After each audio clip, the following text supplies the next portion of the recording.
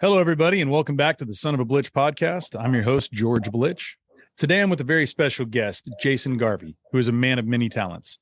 I first came to know Jason through various interactions on the Texas Hunting Forum, where I came to view him as a resident expert on long-range shooting, rifle training, reloading, and also building some amazing custom rifles.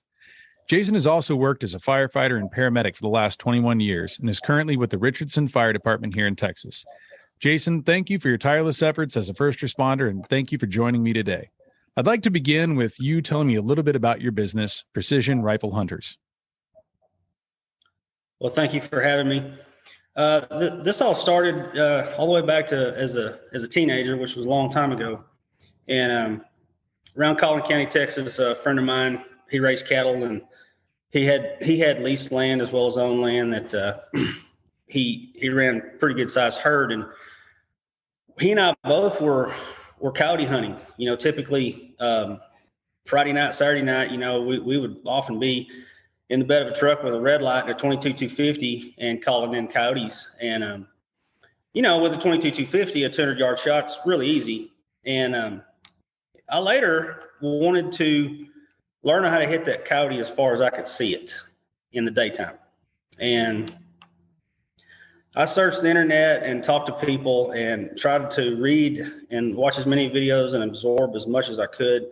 And a lot of this still did not make sense, because to put this all together, there is a lot to it to get all your pieces to work in concert on a precision rifle with a good optic.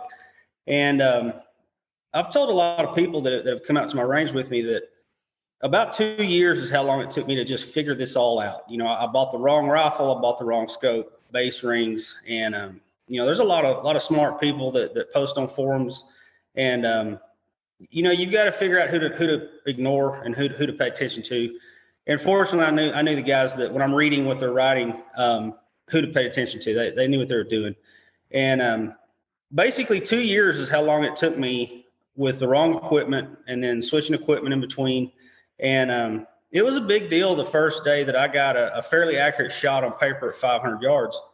And I had friends that had leased property outside of Blue Ridge, Texas, that allowed me to go use the land. And it was farmland. And I'd have to, you know, four-wheeler, take targets with me, set them up, laser back to my truck with a rangefinder, and start learning, get a dope chart. Dope is an acronym. I didn't come up with this. I've learned all this.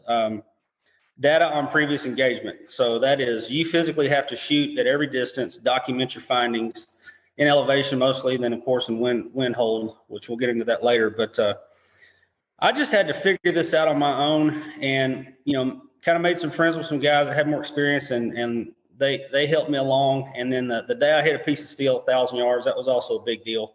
Yeah. And then I got better equipment, you know, rifle and scope and base and rings, and found out very early in this process that factory ammo is just not going to cut it. And this was around 2010. The 6.5 Creedmoor wasn't mainstream at the time. Back then, even at rifle matches, you still saw 260 Remington. I bought a Savage, what they call their military and police version in 308. And that's the first thing I learned to hand load with, was a 308 Winchester, which is actually still today one of the easiest to load and shoot, and it's never going to go away. It came out in 1952, still extremely popular. I think it always will be. But I rebarreled it to 260 Remington and learned to hand load that, just because it does give you a little bit of an edge in the wind at distance. And the Precision Rifle series didn't exist then.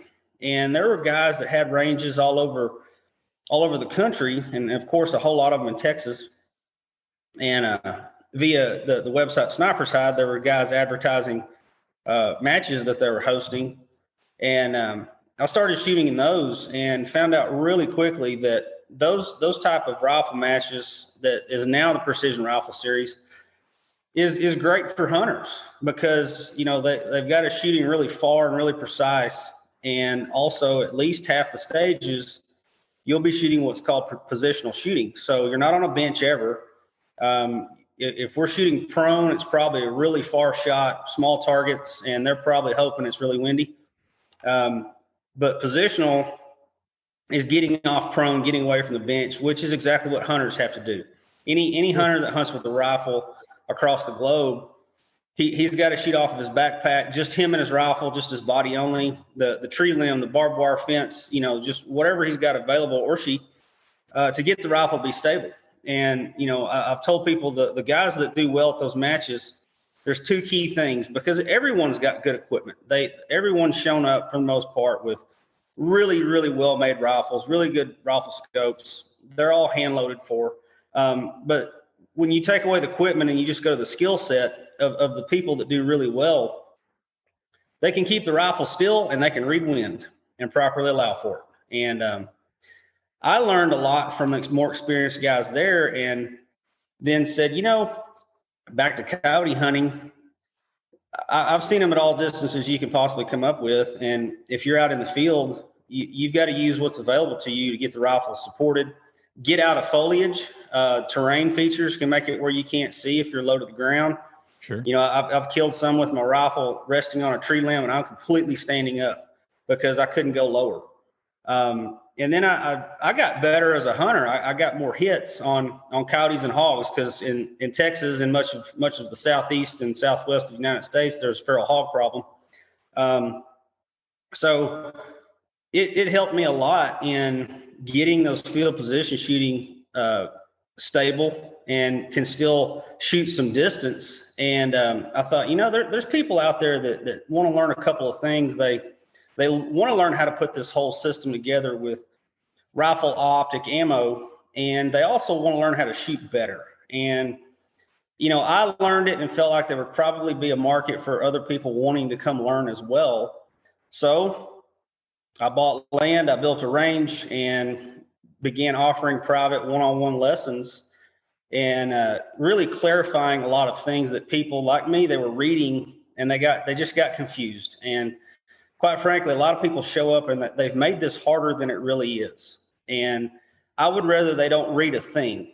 Just come out and let me make this make sense, and we'll physically shoot it out to distance several times, and you'll leave understanding how to make this happen without me beside you. So there's where the company name Precision Rifle Hunters came in, because when you get a good your equipment squared away and then learn how to operate it correctly, you're basically more dangerous when you're going hunting, whatever animal is your choice. And a whole lot of my customers have been former East Texas guys that decided to take off west of I-35, and the distances get longer and you can see farther. And especially if you want to go get a pronghorn, you kind of need to be able to shoot far. And they just don't know how to make it happen. And that's what I'm here for, is to make this all make sense and shoot it on a good square range in a controlled environment.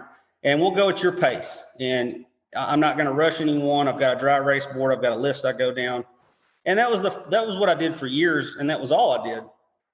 And then later, I had a friend tell me, man, there's guys that need scopes mounted and zeroed. There's going to be guys that want custom load development for their rifles because they're tired of mediocre ammo in a really good rifle. They want really good ammo in a really good rifle. So in order to legally, according to the ATF, according to them, to take in someone's rifle and do anything to it, whether it be just mount a scope and zero it for them, or keep it for days or weeks and do a load development, make ammo, I've got to have a federal firearms license. So I added that, and that's been the bulk of the reason for getting that, was so I can take your rifle, do a load development like it was my own, and get the rifle to shoot as good as it can shoot, and then give it back to the person that owns it. So that's where there was a weak link in equipment for everyone, including myself. I've been there buying ammo, and I just said, I can help people even farther. And it's been extremely gratifying to have people that they came back, they got the rifle, and they took off on a hunt, and in 2 weeks or 2 months later, and they're texting me photos of dead elk, and one guy's killed several moose, and lots of whitetail and mule deer, and I'm glad I could help them. Taught them how to shoot a little better, taught them how to shoot farther, and made their ammo for them later a lot of times. So it's just making this all get more precise, and we're trying to get to the goal for everyone is your equipment is not the problem. If you practice and you learn you'll learn your limitations. You'll learn a shot distance that you should say, you know what, I'm going to try to close in a little tighter. Or if you can't close and you need to shoot farther, at least you know how to do it. It's a tool in the toolbox. Sure. So that's where the company name came from, and blending, going from coyote hunter only to shooting competition and learning from experienced people there, and then take that same knowledge and put it back into hunting. So I do want to touch base on the competitions, because a lot of folks might not realize what happens at some of these matches. Can you walk me through kind of a long distance, rifle, setup? Like, what is happening when someone's showing up?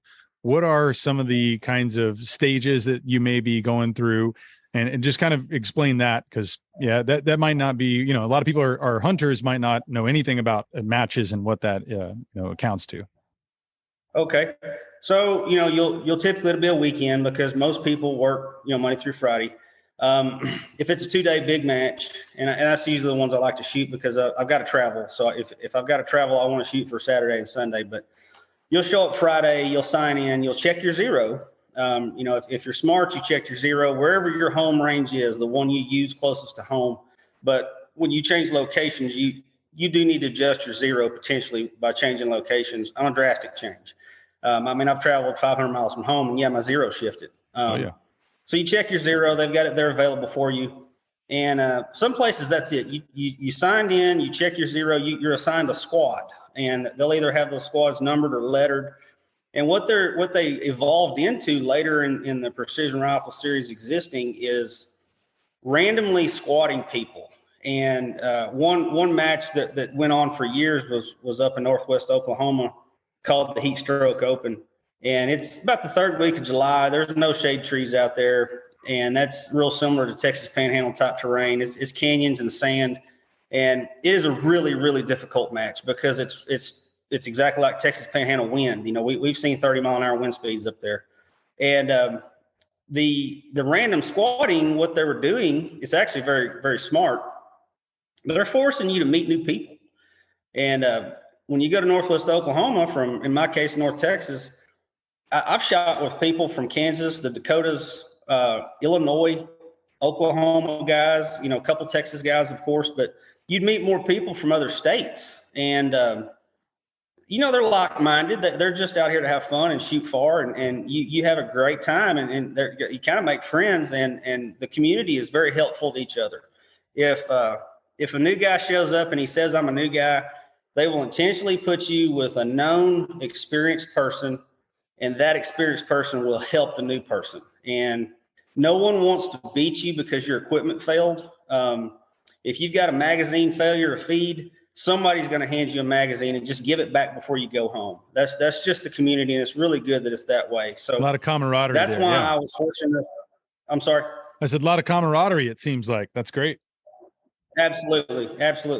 But as far as the stages go, you'll usually be handed a match book on Friday when you sign in, and they'll have the stages, and in each stage will have every distance you're going to shoot. Typically, there's not what's called a UKD, unknown distance. That they might throw one of those in there out of potentially 50 stages for 2 days. Most stages you have known distances. They gave you the distances. They gave you target shape, target size, target color. They will give you a par time. You cannot exceed this time and continue shooting. Some of them are 1 minute, some are 90 seconds, some are 2 minutes, but it could be a 10-shot stage. And you can potentially have between, 3 distances you've got to engage up to 8 or 9. And they may change your shot angle throughout the same stage. And it gets very, very mental. You've got to organize all this in your head, and you've got to shoot the targets in the correct order that's on the stage description.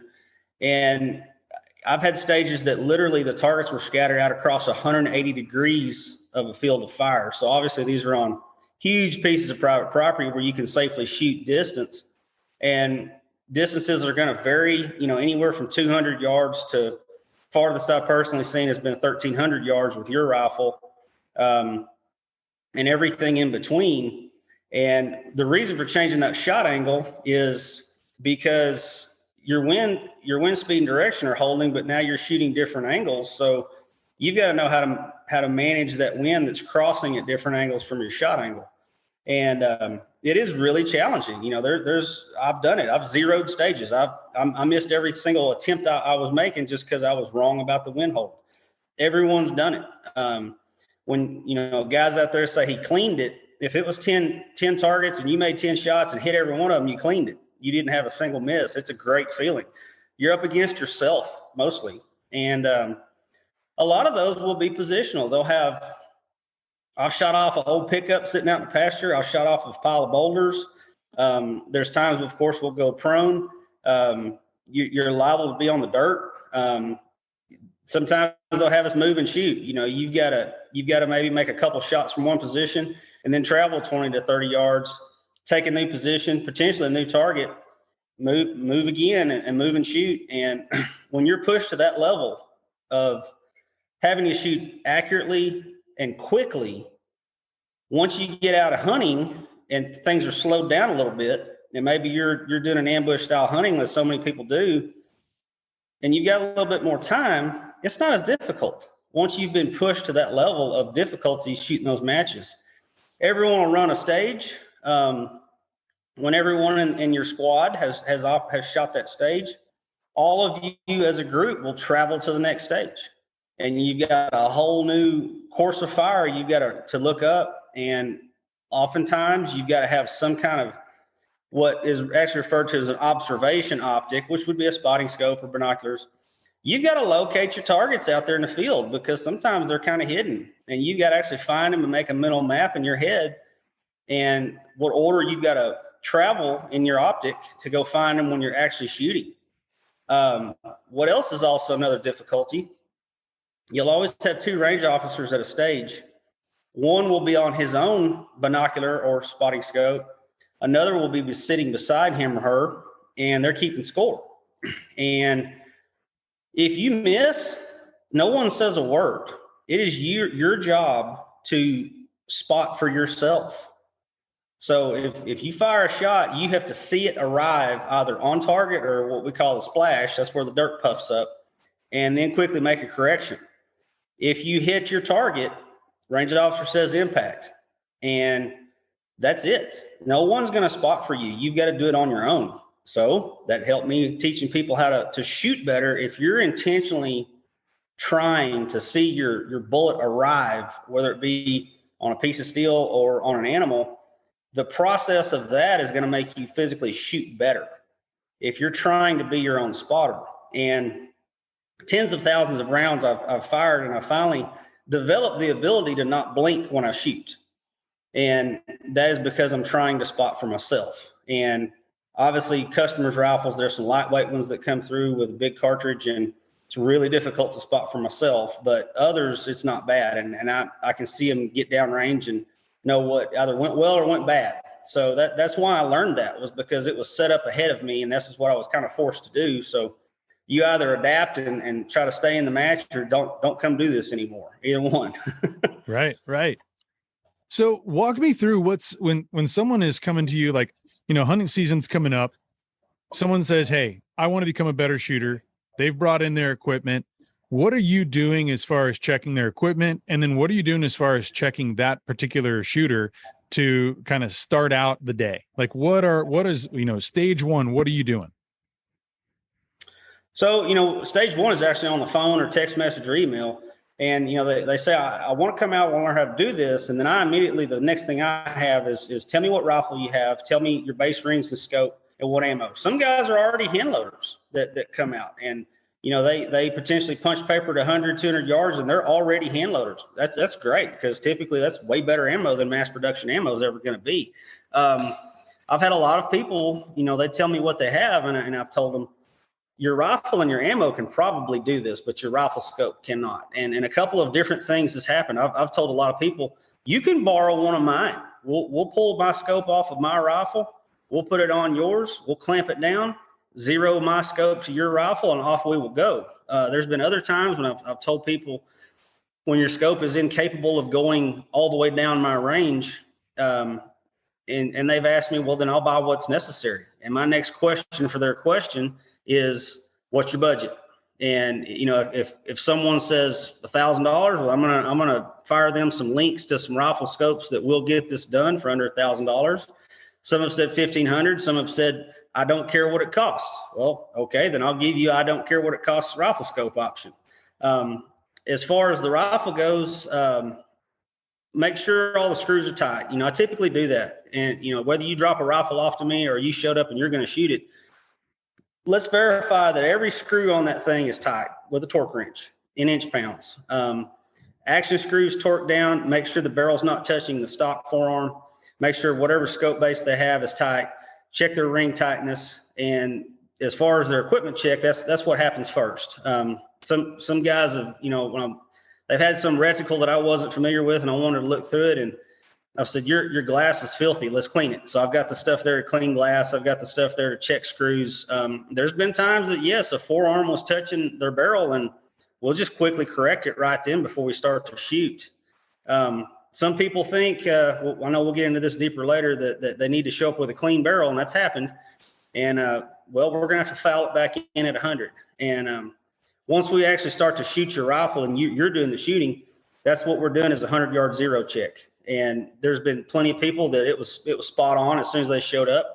There's been lots of times we've mounted a scope before they started the day. You know, guy brought his rifle and brought a scope in a box and some rings that I recommended and a base, and we'll put it all together, you know, fairly quickly, and then we'll bore sight it and zero it. And if he's borrowing one of mine, which actually happened a few weeks ago, his rifle is perfectly capable. I knew it would be, but his scope was not. He wanted to get into the type of scopes that would do this a little easier or a lot easier.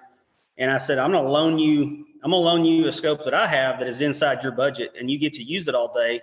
And then I'll bring down some other scopes for you to look through and look down range with them, just to help you make an informed decision on rifle scope purchase. Because sure, when your standards get high enough, you got to look at it as an investment. You know, the ones that are really well functioning, good glass, reliable, tough, they're expensive. And, you know, maybe you want one and be able to move it around. And, you know, that's why I offer that. People, here, look through my stuff, see what you think about it. That's, you know, there's two things there that I want to get into. You mentioned the term fouling in, and I know that there's a lot of folks that I've talked to, they clean their rifle after rifle season, they put it in their gun safe, and they pull it out and they go hunting. And so they may still have oil in that barrel and they think they're protecting it. And then they're going to shoot thinking that rifle, when they're about to shoot it, is going to be exactly spot on as when they left it the last time. And could you explain to everybody what fouling is and how that can affect accuracy? So whether it's a brand new custom barrel, whether it's a factory button rifle barrel, a hammer forged barrel, one that's never been fired, it needs to be fouled in because there's tooling imperfections in the rifling from the machine that made that rifle barrel.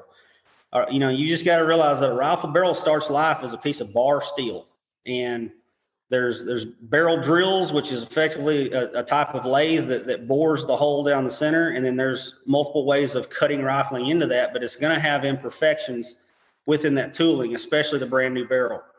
So someone coming out to shoot or dropping the rifle off for me to make it shoot, I will actually clean one that's dropped off, and then I'm going to foul it back in. So fouling back in, what that means is just putting some rounds down the barrel to fill in those imperfections. Those tooling imperfections get smoothed in a little bit via copper from the jacket from the bullet, as well as carbon from the burning of the powder following the bullet. So you're filling in imperfections in the rifling, and then you've got to learn, every barrel is going to be different. You've got to learn first, how many rounds is required for this barrel to foul in and start to shoot well.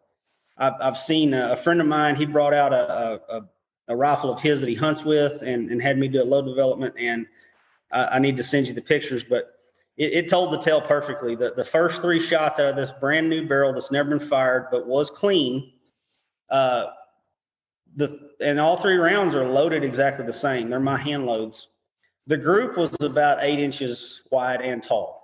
Let that barrel cool back off down to no heat, shoot the exact same load again at 100 yards. Now the group was 2 inches. Let it cool off again. no heat left in the barrel. Rounds 7, 8, and 9 went inside of an inch. Well, that told me that barrel is fouled in 9 rounds. But what is subjective is some will be fouled in at 3 rounds. Some will be fouled in at 6. Some might be fouled in 14 before they start to show some consistency of where their bullets are landing on paper. You've got to learn that number for your barrel. You've got to find how many foulers are required for this thing to return to 0 if it lost 0 and start to shoot consistent. Then the second number you've got to learn is how many rounds will it tolerate before it needs to be cleaned again. I've got barrels that I've put 600 rounds down them and they're still shooting like a champ. I've got one rifle that I carry around with me pretty much every day that it's pretty finicky. It likes to be cleaned every 50 rounds, but it only needs 2 to foul back in. Most of them don't need 9. Here's the other thing that's a kind of a change is as any barrel gets more rounds down it, oftentimes the number of foulers required becomes less because you've effectively lapped your barrel. You've smoothed out your barrel through a lot of rounds fired down the barrel. Myself and a lot of guys that shoot competitively, we've got a policy that we will not show up at a rifle match with a barrel with less than 200 rounds down it because you just can't completely trust it yet. And here's because it fouled in, it'll actually start to shoot tighter after a couple hundred rounds, and it'll speed up. Barrels will actually start producing more velocity after the 200 to 250 round count. So the exact same powder lot, charge, everything. And say you got a 6.5 Creedmoor with a 140 grain going 2750 when it was a new barrel, and 200 to 250 rounds down the barrel, you're now running 2800. That's why you're not going to show up to a match with a barrel less than 200 rounds down it, because you do not want to speed up in the middle of a match and not know it, because you may dial a known correction for a known distance and all of a sudden you missed over the top of the target. Well, that's because you got more velocity all of a sudden because your barrel got long-term fouled in. So that's what the fouling in means. There are some out there that like to shoot clean. There's bench rest guys that I'm aware of that they'll clean their bore and then they'll shoot their stage and then they'll clean their bore. But for most hunters, that's probably the wrong thing to do, because there's been tales I've read that bench rest guy, he'll shoot clean and he's got the time to clean in the middle. If he doesn't clean it, it's going to start to shoot poorly because the load was developed with a clean barrel. As a hunter, and as a hunter that potentially hunts 12 months a year, I don't want any part of that. I want a barrel that I know once I get 3 to 6 rounds down it, it's stable, it's keeping it 0, and therefore I can make my corrections downrange. And I checked 0 on the one that I carry every day 3 months ago, and have made a few shots with it on coyotes and hogs since then, and everything's fine. And it's been riding around the truck, the tractor, the side by side, and it's fouled in every day. There's nothing wrong with putting them away clean. That's okay. If you put oil inside of a barrel, it will shoot terrible with oil in the barrel. No doubt about it. That has got to come out of there. You've got to look at carbon as a dry lube and get the oil back out of the barrel that hasn't been shot in 10 months, foul it back in, check your 0, then do whatever you've got to do from there. New rifles often will come in the box, and I've had a lot of people do this. They'll show up with a brand new unfired rifle and drop it off to me. They say it was unfired, but the good rifle makers did fire it before they sent it out. And right. They may also, the manufacturer may have put oil in that barrel to prevent it from rusting, especially if you buy one, say, one of my favorites is a Tikka, which are made in Finland. Well, as far as I know, Tikka may put oil down that bore to keep it from rusting from Finland to North America. Sure. So you've got to get all that out of there on a brand new fired or what you thought was an unfired barrel, because you need to start with knowns. And my cleaning process is not super aggressive. I've got a very non-toxic, not really aggressive solvent that's as thin as water. I put it on a dry patch and a 1-piece cleaning rod from chamber to muzzle, and get this solvent for 2 passes to sit inside that rifle and let it be there for about 10 minutes. And then I will not put a brass or bronze brush down a barrel, just a nylon brush. Just scrub that about 10 times. and then dry patches until there's no longer any carbon or copper showing on the patch. So basically, I'm trying to work myself towards, when this patch goes from the chamber to the muzzle, it came out of the muzzle with nothing on it. It's still a white patch. I've seen as many as 30 passes before I could get there. There's others that after 10, I'm good. It's clean. And then foul it. Check your 100-yard zero. You may have what's called a flyer or an outlier. You've got a point of aim and your bullet landed completely where you did not want it to land. Don't touch that scope. Shoot another one, and then another one. Most barrels will tolerate 3 rounds in a row. Let it cool back off. If you cleaned on a previously zeroed rifle and now you're checking zero and it's not where it was supposed to be, don't mess with that scope, because oftentimes it'll walk itself right back to where it was before you cleaned it. So I was there once upon a time. I fire a shot, I dial a correction. It went completely wrong place from where I wanted it, but it was a clean barrel. I had to learn the hard way. Foul it back in, and then learn that line where, oh man, I'm 50 rounds in, I've got to clean it, or I'm 500 rounds in, I got to clean it. But you need to know how many it takes to foul in, and then in later numbers, how many it'll tolerate before it starts to shoot poorly. And a lot of us, that's the only time we clean, is when it starts to shoot poorly. I hear you talking about like the flyers and really trying to make sure you're doing, your due diligence to kind of sight in a rifle. And one thing that I noticed immediately whenever you had done some reloading for my 280 AI Ackley improved rifle, the consistency of which high quality precision reloaded ammo was compared to factory. Because I don't know if everyone understands, some folks, I was at a Carter's Country not too long ago, and this guy was buying a rifle, and he had never bought a rifle before. And the guy behind the counter is like, you need this and you need this ammo. Well, you don't necessarily know if that's the particular ammo that's going to be best in that rifle. And, he might be getting, 2 MOA, roughly 2, inches, 3 shots within 2 inches there at 100 yards. And there might be another ammo that's factory that he's going to be getting, 1 MOA. And then you might be able to have hand loads that are sitting at 0.25 MOA. And a lot of folks don't really understand the differences therein. And also I think with the factory and how inconsistent it can be, because literally these ammo manufacturers are having millions of rounds of ammo. There's not going to be the exact same charge of powder each time. And I was blown away when you started talking to me about the level of precision. And why don't you talk about how precise that you are measuring when you're doing reloading, and what effects that is for the person who's actually going to be using that ammo? Good, really good question. I've told a lot of people this, that there's some things in the world that the handmade thing is better than the mass production thing. Hand-loaded rifle ammo is one of those things. You go to the Texas Hunting Forum and you look at the knife section, and the guys that are the legitimate blade makers, they can make one be the exact hardness they want. They're beautiful knives, and I would say they're better than mass production knives with the expert knife makers. Those are a couple of things where the handmade thing is better. Of course, there's leather workers that are the same way.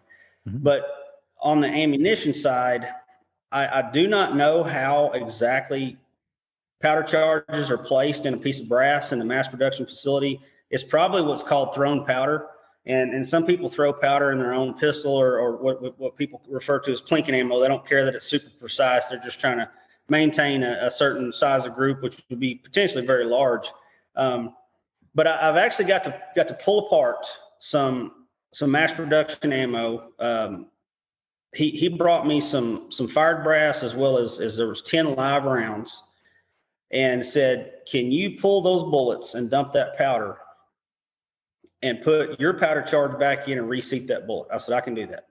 So I got the opportunity to check how consistent powder charges were in this mass production ammo that was quite expensive. It was $75 for 20 rounds. The answer was the powder charge varied in 300 Winchester short mag by 3 grains. most hand loaders have scales that read 0.1 grain, whether it be a certain digital scale like an RCBS Chargemaster, whether it be a beam scale. There's really good beam scales out there, but most everyone can maintain a 0.1 grain consistency from one piece of brass to the next. Then there's those of us that were what could be referred to as chasing the dragon. We wanted an ultimate consistency of powder charge, and there are now scales available, and I have one that reads to 0.02 grain of powder. There are lots of powders out there. That is one single kernel of powder. And for people that don't know what a kernel of powder is, imagine a regular wooden pencil and the lead sticking out, and you cut the lead off. It's about that diameter. You cut the lead about less than an 1/8 inch long, probably more like a 1/16. That is a kernel of powder. There's powders that will read 0.02 on the scale. So the load development process for any cartridge, any barrel out there is I start with a clean bore.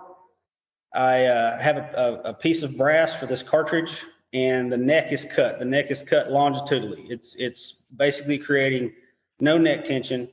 I will seat the bullet. I know it's sticking out of the brass way too far, and that's on purpose. It's just a piece of brass and a bullet. Write it down, measure it and write it down, chamber it in the chamber, eject it, and measure it again. The goal is the rifling will drive the bullet into the brass because it's crashing into rifling. The rifling shoving that bullet into that brass because it's able to slip.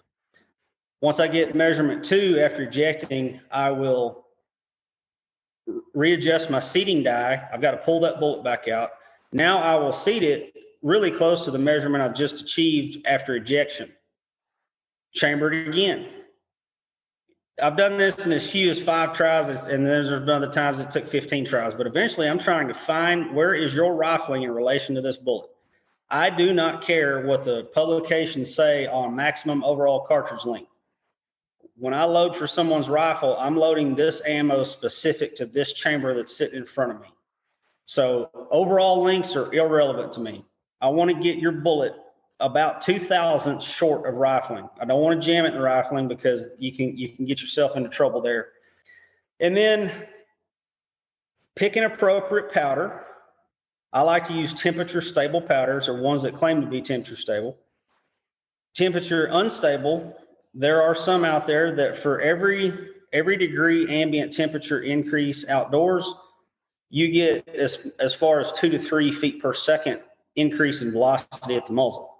Temperature stable powders don't do that. As you're shooting in 50-degree weather or 100-degree weather, your muzzle velocity doesn't change near as drastically. None of them are immune. There's no perfect ones, but I use the ones that are touted and known as being temperature stable powders. I just don't want to get into a muzzle velocity variation for anyone's rifle, including myself.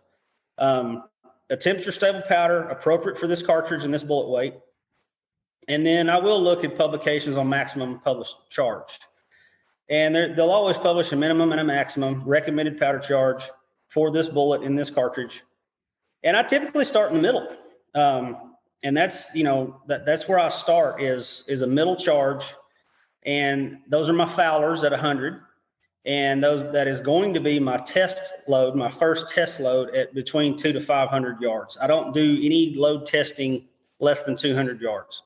I'll start at that middle charge, depending on cartridge, shoot for 3 if the barrel can tolerate 3 at 200 yards. Then the next thing I do is, depending on the size of the powder charge total, is step the powder charge up in weight. So for a 223 Remington, for example, my next charge may be 0.2 grain more powder, and then shoot that for a group at 200. Then the next one's another 0.2 on top of that. A 300 Win Mag, I may step in 0.4 to 0.5 grain increments. And I'm testing which one of these charges shoots the best. And then once I know what that is, and this is what we call the load, this is the right powder charge for this bullet cartridge combo in this barrel. Every round is loaded to that 0.02 grain consistency. I'll allow it to be 0.02 light or 0.02 heavy, because if you don't allow it, you're going to find yourself with a razor blade cutting kernels of powder in half. And no one can shoot that well anyway to notice an extra kernel or a light kernel of powder. So 0.02 grain error is what I will allow. So if I've got a 300 Win Mag with a 75 grain powder charge, if it reads 74.98 or 75.02, I'll load it. But then every round loaded after that is exactly that charge from now on. And when I sit down at the bench to make all of your ammo, I will not leave the bench until it's finished. I want the humidity in the room to be the same for every charge. I want the scale to be calibrated the same for every charge. It is extremely rare for me to not load all of your ammo in one sitting. Now, there was one customer of mine that he he decided that he wanted, when I was finished, to go home with 1,000 rounds. And I couldn't sit there for 10 hours loading his ammo that day. So I had to spread it out a little bit. But most people don't want 1,000 rounds. Most people want 200 and they're good with that. So I will sit down and load the remaining primed brass available in one sitting. So when you're leaving, your ammo is the same for every shot fired as long as it's available in your box. Just kind of give some background. I came to you through the Texas Hunting Forum, and I talked to you about what I was looking for in a precision rifle.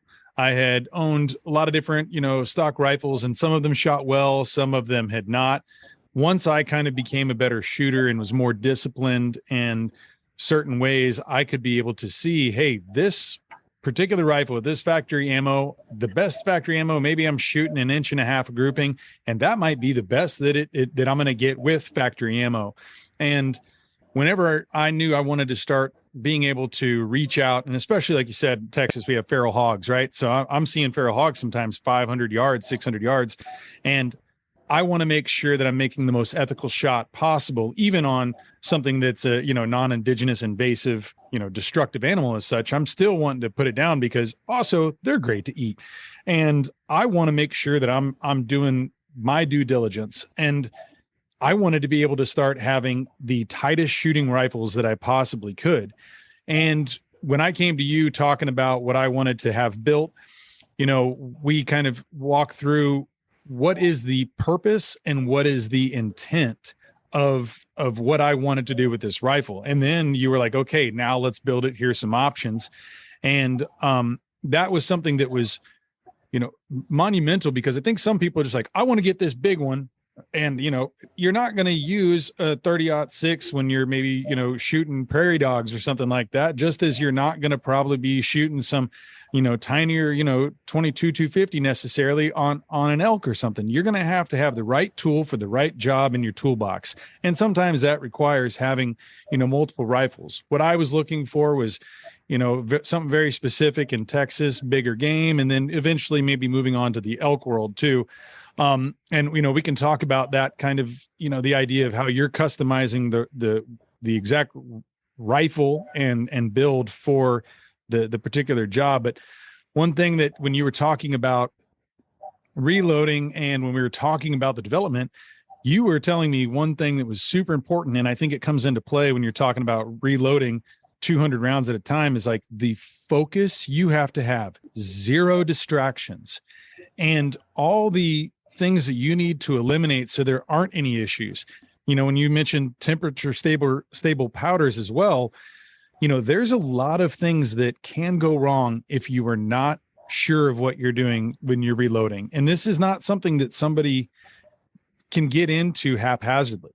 And so I kind of want you walk me through some of the maybe things that you've learned from other people's mistakes, and some of the things that whenever someone is, safety wise, what are some of the things that you're really trying to teach people when they're out in the field and when they're reloading as well? Because I know you teach people to reload as well. And I mean, you walked me through that, and now I'm at the same thing. I have that 0.02 grains. I have the same equipment that you have there too.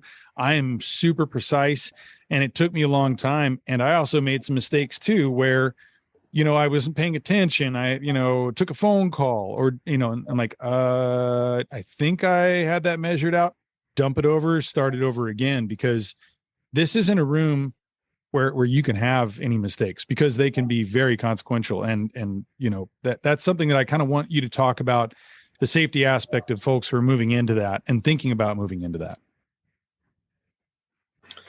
So the safety procedures on making ammo is, do your due diligence on the parts you're putting together to create a finished cartridge. Any centerfire rifle or pistol cartridge out there is 4 things. It's a case, often made out of brass. Some of those are brass that are nickel covered. I don't use that. But brass, primer, powder, bullet. When we start talking about really precise shooting a rifle, one thing we've got to talk about first is the twist rate of the barrel. Every barrel's got to, of course, twist, because anyone that's maybe never fired a center fire shot, or even rimfire for that matter, way back in the Revolutionary War, they started rifling barrels, so that rotates that bullet, just like if you watch a football go through the air. It's exactly the same thing as what a bullet has to do. It has to be spinning to be stable. So when you start talking about twist rate, one good example is a common 30 caliber twist rate is a 1 in 10. So that makes 1 revolution over the course of 10 inches of barrel length. That's a pretty universal barrel twist rate for a 30 caliber. There's 300 Win Mags out there with a 1 in 10. There's 30-06s. There's 308 Winchester. And by the way, those all take the same bullet. It's a 30 caliber barrel with it. They're all just chambered differently. So when you've got a caliber, whether it be a 30 caliber, a 7mm, a 6.5, you've got to learn the twist rate for that barrel, and then pick the appropriate length bullet for that twist rate. The 1 in 10 30 caliber, a 300 Win Mag, I know for a fact it'll safely and consistently shoot a 200 grain or heavier bullet in a 300 Win Mag. 308 will do it as well. It's just going to be really, really slow, but it will be stable coming out of there. If you've got a very relaxed twist rate, you brought up 22-250 earlier. The old standard for 22-250 was a 1 in 14. So it makes 1 revolution over the length of 14 inches of barrel. Because of that relaxed twist rate, it will not properly stabilize a bullet heavier, which actually means longer, than 55 grains. If you tried to put a 75 grain in that 22-250 with a 1 in 14, it's not going to be stable. It could be as bad as what's called keyholing at 100. It's hitting the target sideways because it's not drilling a hole, it's now tumbling. So first thing is match your twist rate to your barrel, your bullet length, the proper bullet for this twist rate in this caliber. And that's published. It's out there. 2 really easy places to find that is Schillen Barrels has a chart available online, and so does Lilja, Lilja. They have twist rate on their barrels. Berger's got a twist rate calculator that you plug in a caliber, one of their bullets, and it'll tell you how stable it's going to be. So pick the appropriate bullet length, bullet weight for your twist rate. Next thing is there's free online data. You can buy reloading manuals if you'd like. I've got two manuals made by bullet makers, and I've had them for a long time. I rarely reference them anymore. Hogden.com is a powder manufacturer, and they also create IMR powder. And they've got a really friendly website where you can go plug in your cartridge, plug in your bullet, and you can say, give me every single powder possible to load in this cartridge, or you can pick some powders. If you've talked to some friends and say, hey, I've got this 308, I'm going to load a 178 grain in it. What powder should I run? And they give you a recommendation. Verify that's a listed powder for that cartridge. And then via the manuals or websites, it'll give you a minimum and maximum charge in theory for that cartridge and that bullet. There are some rifles out there that you cannot go up to maximum charge when you're testing. I've got one of my own that I could not get to maximum charge before it was showing pressure signs. What that means is when I'm doing a load testing on my own rifle or someone else's, after every shot fired, I'll eject the brass and I'll look at the case head. And when you look at your case head and it looks exactly the same as it did before you fired it, everything's okay. As you start increasing high pressure, you'll have what's called an extractor mark. On a bolt action rifle, when you're going to eject, you have to rotate that bolt handle towards the sky. That rotation can scratch the head of the brass because the brass got forced backward into the case head because of high pressure. So that's what's called an extractor mark. There's probably photos of them online. When you start getting an extractor mark, you are being warned to stop adding powder. You can continue to climb. It could be just that piece of brass. I've had that happen, that, I've got a 3-shot string. I'm shooting here. Shot number 1 looked clean. Shot number 2 had a very faint extractor mark. Shot number 3 looked clean. Okay, that was just that piece of brass. And you can potentially climb on up. If you go up to continuing to get extractor marks, you're now pushing your luck. You're going to most likely not hurt yourself, but you could potentially be hurting your rifle. A late sign is what's called a blown primer. When you have added way too much powder than you should have, and you eject that brass, the primer is no longer sitting in the primer pocket. You'll see an empty primer pocket that's black. It blew a primer. You're now way past where you should be for safe ammo. There's powders out there being temperature sensitive. Some friends of mine came to use my range and this cartridge and this bullet, and they picked a powder and asked what I thought, and I said I wouldn't touch it.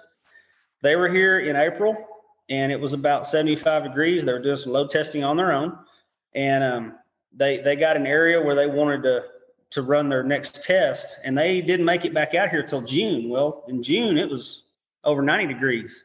The exact same load from April was now blowing primers because that powder was temperature sensitive. It was now increasing velocity, increasing chamber pressure. So they now have unsafe ammo in the summertime. And don't ignore extractor marks. Keep that in mind when you're looking for pressure. Obviously, ear protection if it's a not suppressed rifle. If it's a muzzle brake or a bare muzzle, I've got ear protection on. I shoot from inside of a steel building. The muzzle's pointing outside, but man, it does echo. And I kind of developed in my later years that it echoes so bad and it's so stinking loud that I will now wear earplugs and muffs simultaneously. And here, new hearing is not free. So eye protection as well, especially on an AR, especially on anything that is a gas operated semi-automatic. You definitely want eye protection on. You really should on any kind of shooting, especially with the semi-auto rifles or pistols for that matter. You don't want powder hitting you in the eyeballs, because gas is what's making that thing cycle on its own. So ear protection and eye protection are very important while you're shooting. Then when you're loading that ammo, whether you were loading test loads or now you found your load and you're going to now be making ammunition for yourself, don't have more than one kind of powder sitting on the bench. Only have the right powder for this cartridge sitting on the bench. If you take a powder that is designed for 45 ACP or 9mm or shotgun, we can get into the burn rate chart. It is a very, very fast burn rate. If you put that much powder in a .308 Winchester, you will have what's called a detonation. You'll probably blow up your rifle and probably hurt yourself. So if you were loading 45 auto on Saturday and now you're going to be loading .308 Winchester on Sunday, make very sure that 45 auto powder is not even anywhere near the loading equipment. Put it away. Get your .308 powder out. Don't have more than one powder on the bench, because you could inadvertently say, oh man, my hopper's low, my powder circular's low, I need to refill it, and you accidentally grab that other powder that is way inappropriate for this cartridge. So there's a safety measure as well. Anybody that calls or texts me when I'm loading ammo, you're going to have to wait. I'm not answering the phone. I'm not going to get on a text. I'm not going to answer a text. I will have a radio on. I've got a radio playing in the background, but no TV, nothing. I'm focused in on doing this and making sure the scale's reading exactly what it's supposed to read. You can't put a double charge, technically speaking, in a rifle cartridge. I've heard horror stories of people doing a double charge on accident in 44 mag, and you'll blow something up. And I'm not going to do that either. So final safety procedure for me is lots of manufacturers as well as custom craftsmen out there make what's called a loading block. A loading block is where you can stand your primed brass up with the mouth pointing towards the ceiling, and it's sitting there where it won't fall over when you put your funnel on your brass. So what I do, some people don't do this, but I do this. I'll put my funnel on my brass. I'll dump the powder down the funnel. I'll put my pan back on my scale. While it's measuring out the next charge, I'm seating a bullet. Immediately, I'm seating a bullet in that charged piece of brass, and then it is set over in your ammo box or my ammo box. So I know if there's a bullet sticking out of that brass, it's loaded. before that, before going into the loading block, I've got a friend that he hand loads for himself. He tests this stuff at my range, and that's fine. And he got with me about 5 days earlier. I've never made this mistake, but he did, and now he does things my way. He lives about 30 miles away. He got with me on Monday and said, "Can I come shoot Saturday? I've got some test loads I need to shoot." I said, "Yeah, come on out." And I went down there and visited with him a minute at the platform at the zero line, and went back to my shop, and I was working on some other project, and I never heard a shot fired. And then he pulls up to the shop to tell me goodbye. And I said, "What happened here?" He said, "I've got brass that's got a powder and bullet in it, but no primers." So he loaded powder and bullet in his brass and forgot his primers, because what he didn't do that I do now, or I've always done, is I put them upside down in that loading block first. Yep. So that I can see that they do in fact have a primer in them. Primer selection is fairly important. If you put a let's say you're the 308 again. If you put a Magnum rifle primer in a short action like that, that's okay. You can do that. It could create a little more power inside the brass. So with that Magnum primer in a powder charge that's under 45 grains, you may not get up to maximum powder charge because your primer is what's called a little hotter primer. So proper primer selection, and there's a lot of options for a lot of cartridges. Proper powder selection for the cartridge and bullet weight, and work your way towards maximum. Don't ever start at maximum. You climb up to it. And one of my rifles, it won't tolerate a published maximum charge because it tells me that by looking at the brass. I just can't go up there with that particular rifle, and that's okay. I got it to shoot well below that maximum charge. There's others out there. I typically do not do this for someone else, but I've got a bunch of rifles that there was no published data, and I had to just go figure it out. You know, what is maximum powder charge? Well, I've got to go find that out in this rifle via loading it and shooting it, and document my findings. And I figured out where maximum is, or maybe I never even got there because I got it shooting well before it was showing me pressure signs. So yes, there's a lot of safety aspect here, but in the end, because of that variation in powder charge and mass production ammo, the hand loader can technically make safer ammo at times than the mass production, because that person's powder charge is so consistent from one to the next, and their ammo is actually really safe if they followed all the safe loading practices.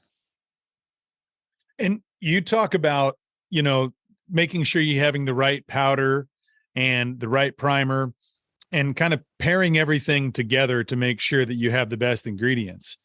Now, we're kind of still in the time that I'm seeing where there's still some difficulty in finding certain components. And in the last couple of years, it was slim pickings for factory ammo, for reloading. You know, I saw some astronomical prices on people that were just paying, you know, ridiculous amounts, 10, 15 times what they're paying for primers before, or even just brass. And, you know, for those who don't know, we can go into that too. You can reload brass multiple times, and there's different techniques there too. But, you know, primer, it's a one-shot deal. You know, your bullet's downrange, so, you know, your powder is gone. So there's certain times that you're having to make sure that you have enough equipment on hand to be able to continue as your hobby, or if you're shooting, or for someone like yourself. I figured this would be a very difficult time for you, because you got people coming with all sorts of different cartridges and wants and needs for what they're doing. Walk me through what that was like for you and what it's still like. Are you still seeing issues? Has it gotten any better? You know, I want to hear from your perspective. You deal with this more than anyone else I know. So yeah, it's been extremely difficult through all of 2020, through all of 2021, and even right now I've got some difficulties.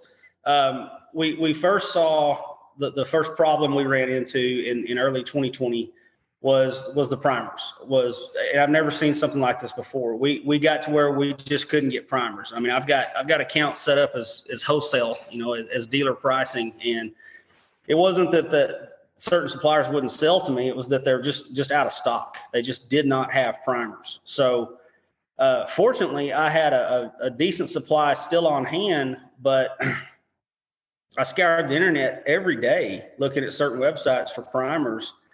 And for the first time in my life, I went for 14 months without the ability to buy any primers. So I went from January of 20 to April of 21 without making a primer purchase because there was none available. Wow. The theory is, I don't want to get into politics, but Sure. with COVID coming up, with election coming up, with people were a little afraid. You've got long-term Americans that own firearms that were now supplying up. You've got new gun owners with insurrection happening in America. People worried about someone kicking in their door and, terrorizing someone in their home. And you had old gun owners and new gun owners that were now buying ammunition. So my opinion is the reason there was no primers available for hand loaders is because those primers were going to the big ammunition manufacturers, such as Hornady, Federal. Remington was out of the picture at the time. Primers were not available to hand loaders because they were going to the big ammunition manufacturers. If a guy like me is making what you would call a big order of 5,000 primers, that pales in comparison to Hornady asking for 2 million. Sure. So the primers were going to the big manufacturers because the big manufacturers were cranking out ammunition. So I just couldn't get primers.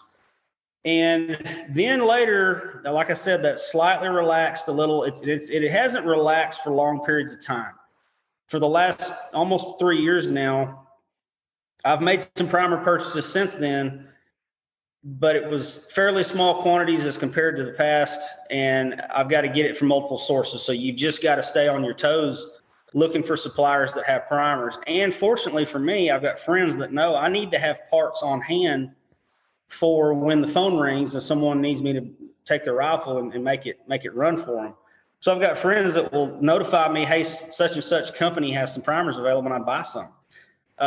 The other problem we ran into was brass and bullets, and powder for that matter. I've needed a certain powder and just couldn't get it and just have to keep watching for it. But I can get real specific on bullets I think for all of 2020 and all of 2021, I couldn't buy hardly any 6.5 millimeter bullets. There just was no 6.5s available. Well, the popularity gain of the 6.5 Creedmoor, that's what it shoots, is a 6.5 millimeter bullet. And now you've got ammunition manufacturers making that ammo, so that's where the bullets were going. But in that time, I could still get a bullet that's called a 224, is what it's actually labeled. So a 223 Remington shoots a 224 bullet. So does a 22-250 and a host of others. And just real quick, explain that because I know that's a measurement. But what exactly are whenever you're hearing 7 millimeter, you're hearing 30-06, or you're hearing 6.5, for those who might not know, and again, I saw this the other day when there was a guy who's buying, he's like, he had no idea the difference between a 270 and a 6.5. He just thought it was the name that they named that particular rifle. But all those numbers are actually measurements. Yes. So that is bore size. That is bore diameter. That you've got grooves and lands in a bore. Any barrel maker has grooves and lands, and it's the groove diameter. The lands are actually smaller. That's what grips the bullet. Your bullet gets engraved when it goes down a barrel. So when we start talking cartridge nomenclature, all these manufacturers for decades, potentially over 100 years, have made this confusing, and it frustrates me so bad because people call me with these questions, and it's just because of the name of the cartridge. The 308 Winchester is shooting a 308 bullet. The 30-06 is shooting a 308 bullet. The 300 Win Mag is shooting a 308 bullet.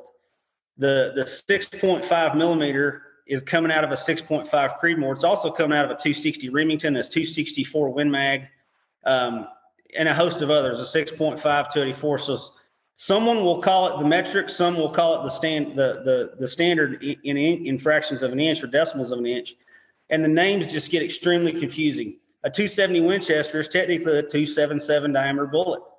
The 223 Remington is, you buy 224 bullets. The 224 Valkyrie, same thing, 22-250. They just called it 22 on the front end, but it takes a 224 bullet. So it's bore diameter. For anyone that wants to research this, you can go to Bartlein barrels, Krieger barrels, Obermeyer, just pick barrel manufacturers. There's not that many calibers of barrels out there. we can go down the list, and it's not that long, of 17, 204, 224, 257, 6 millimeter and 243. That's the same thing. The 243 Winchester shoots a 243 bullet or a 6 millimeter bullet. It's the same bullet. 6.5 millimeter, 277, 7 millimeter, and we'll just stop at 308. That's under 10. That's under 10 bore diameters, under 10 bullet sizes, but I just named off bores that would take a list of thousands of different cartridges. So that's where the chamber comes in. You buy a 30 caliber blank, that's all it is. It looks like a stick of metal with a hole down the center. There's no chamber in it. A gunsmith, a lathe operator that knows what he's doing, he creates the chamber. So if you bought a 7 millimeter barrel, you're going to be running 7 millimeter or 284 diameter bullets. They're the same thing. It just depends on what it's called. And that 7 millimeter, is it going to become a 7 millimeter 08 or a 7 millimeter rim mag or a 280 Remington or a 280 Ackley improved, a 284 Winchester? That's all the same barrel for those different cartridges, and that they all take the same diameter of bullet. So back to the supply chain. Mm-hmm. The 2020, 2021, I could not get a 6.5 millimeter hunting bullet that I want, or target bullet for that matter. They just were not available. And I could still get 30 cal, I could still get 224, and I was buying 7 millimeter. I'm a big 7 millimeter fan. 7 millimeter does everything well. I couldn't get a 6.5. The last 6 months, I can't buy a 7 millimeter, but I've been buying 6.5, 6.5 millimeter. So they quit making 7s, and now they're making 6.5. So I've had to stay on top of this and play the long game for the last 3 years. In 2019, I didn't have to keep an inventory. I didn't have to keep any inventory that wasn't for my own rifles, because in 2019, if someone brought me their rifle, I just got online and ordered what I needed. It was no big deal. Every single part that I could possibly want was available from multiple sources. So someone brought me a 300 Win Mag, I would get online, order brass, maybe I made a powder and a primer order. Maybe I didn't. Maybe I just ordered brass and bullets, but I could get what I wanted right then. I didn't have to keep an inventory. But the last 3 years, there are certain bullets that are popular all the time. I don't own a 300 Win Mag, but I know the cartridge really well now, because it literally is the #1 most popular thing that's been dropped off to me to make it shoot well, is a 300 Win Mag. Americans like 30 cals, and there's a lot of 300 Win Mags out there, and that's okay. And I just know a couple of bullets that everybody's been really happy with on game performance, and bullets I've been happy with at how tight I can make them shoot. So now I just always keep some on the shelf for when the phone rings. I go, yeah, I got the parts sitting there. So it's kind of forced me to tie up some of my funds and turn it into bullets and powder and brass. But that's what I've got to do, because if someone drops off a rifle and I just can't get parts, I'm just going to be sitting on that rifle until I can get parts, which could be months later. Had someone dropped off a 6.5 Creedmoor to me in early 2020, it would have been a year later before I could have bought bullets for that rifle. So I'm having to kind of stay on top of things. But what you'll see is exactly as I explained. Certain things are not available for months, and then they switch. Now you can not get the thing you bought 8 months ago, but you can get the other thing that wasn't available 8 months ago. So I think that bullet makers obviously run certain things at certain times. Brass makers run certain things at certain times, and you just got to watch it become available online and get it, snatch it up when it shows up. I'm not a hoarder. I'm just trying to stay with the ability to take care of someone's ammunition problem for them. Let's say that someone comes to you and they're going to want to put together a custom rifle. What are the different components that you're going to be looking at? I know that there's stock, barrel, trigger, action, and then there's gunsmithing that's involved in all those things. So let's say, like, when I came to you and I was like, I want to get, something for, deer hunting in Texas, and I'm going to be shooting at, let's say, 100 to 300 yards. And I have, a budget of, let's say, $2,000. What are you starting out with, and how are you going to go ahead and make a blueprint for that? And what goes into actually creating that custom rifle that you're going to have the Jason Garvey special? So the 2000 is a little bit of a tight budget. It's doable, but in my opinion, the most important piece of this machine is the barrel quality. And then number two, the way that it was chambered and turned down to shoulder and threaded. That's where a machinist comes in. There's lots of them across America that are really good ones. Really high quality barrel. I've got my favorite. I'm not sponsored by them. Every time I've used this barrel maker, it's going to be fine. The question that I've got to ask someone when they start talking about a rifle is, what are you doing with it? What's its job going to be? If you're getting in touch with me because you want a really good shooting prairie dog rifle, well, I need to know that.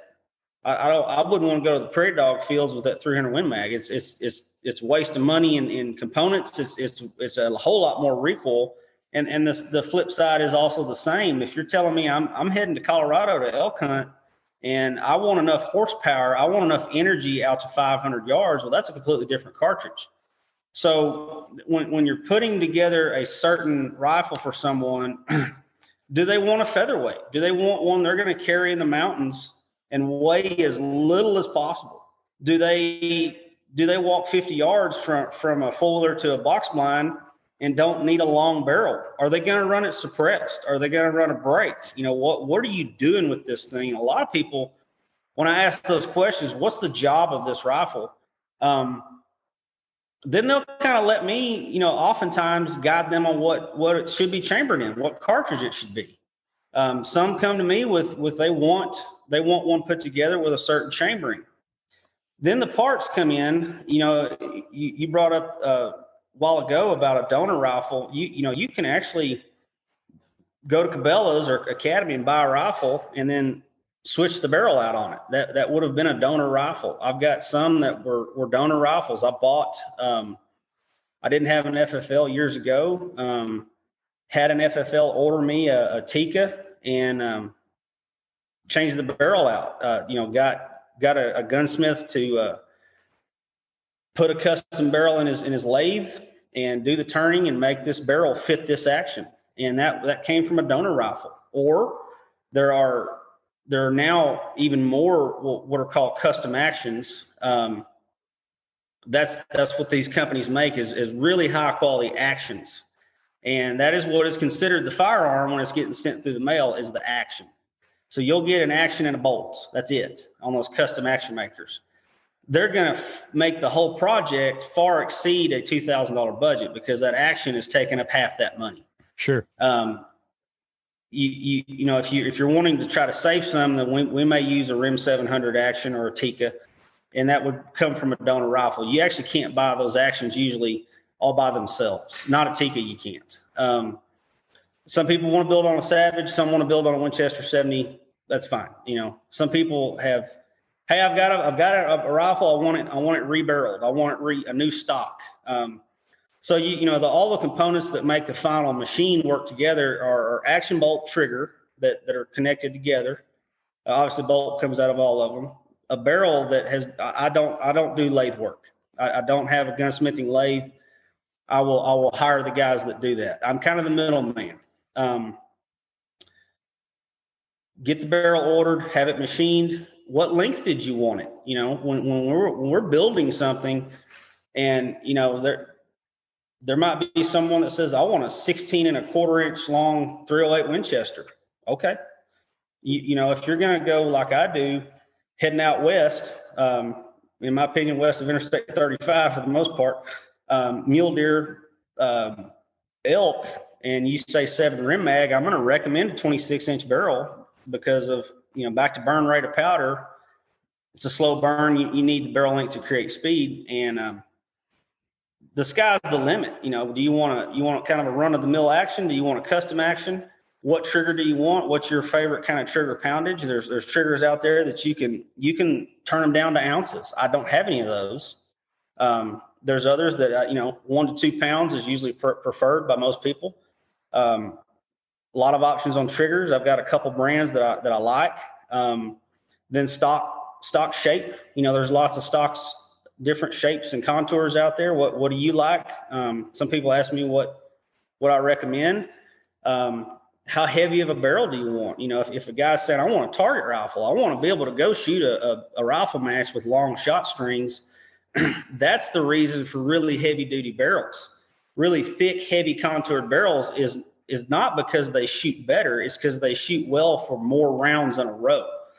If you've got a long, thin barrel that you hunt with, well, if you're just hunting with it, of course, the goal is one shot and you're done. You're packing meat.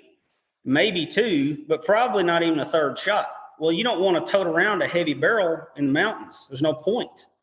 But if you're wanting to build a rifle just to shoot a whole lot of rounds in a row, that's where the thick, heavy barrel comes in, because it's not flexing more under heat from firing. So the sky's the limit. You start looking at all the makers of all the parts and pieces, and we'll just do what you want to do, and barrel length, contour. Do you want flutes? Do you not want flutes? What color do you want this to be when it's finished? What colors do you want it to be? What kind of camo pattern or no camo pattern or solid color?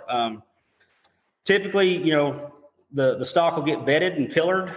There are stock makers now sending pillars out inside the stock. What a pillar is, for those that don't know, most bolt actions are held into a stock with a forward and a rear action screw. The screw goes from underneath the stock in some kind of bottom metal through the trigger guard, goes through the stock, and then engages female threads in the action. So that's what's mating the action to the stock. You want a really hard contact of the full length of that action inside the inletting in the stock. Bedding compound is a two-part epoxy that you fill in those voids, you put the action in the stock. You've got to make sure that action has a release agent on it, and you give it 24 hours. So when you pull that back out, you'll see this bedding compound that is exactly the same female to the action shape. And then you'll have to clean some of it out of there. You may have to get a Dremel with some files and get somewhere poured out into places you don't want it.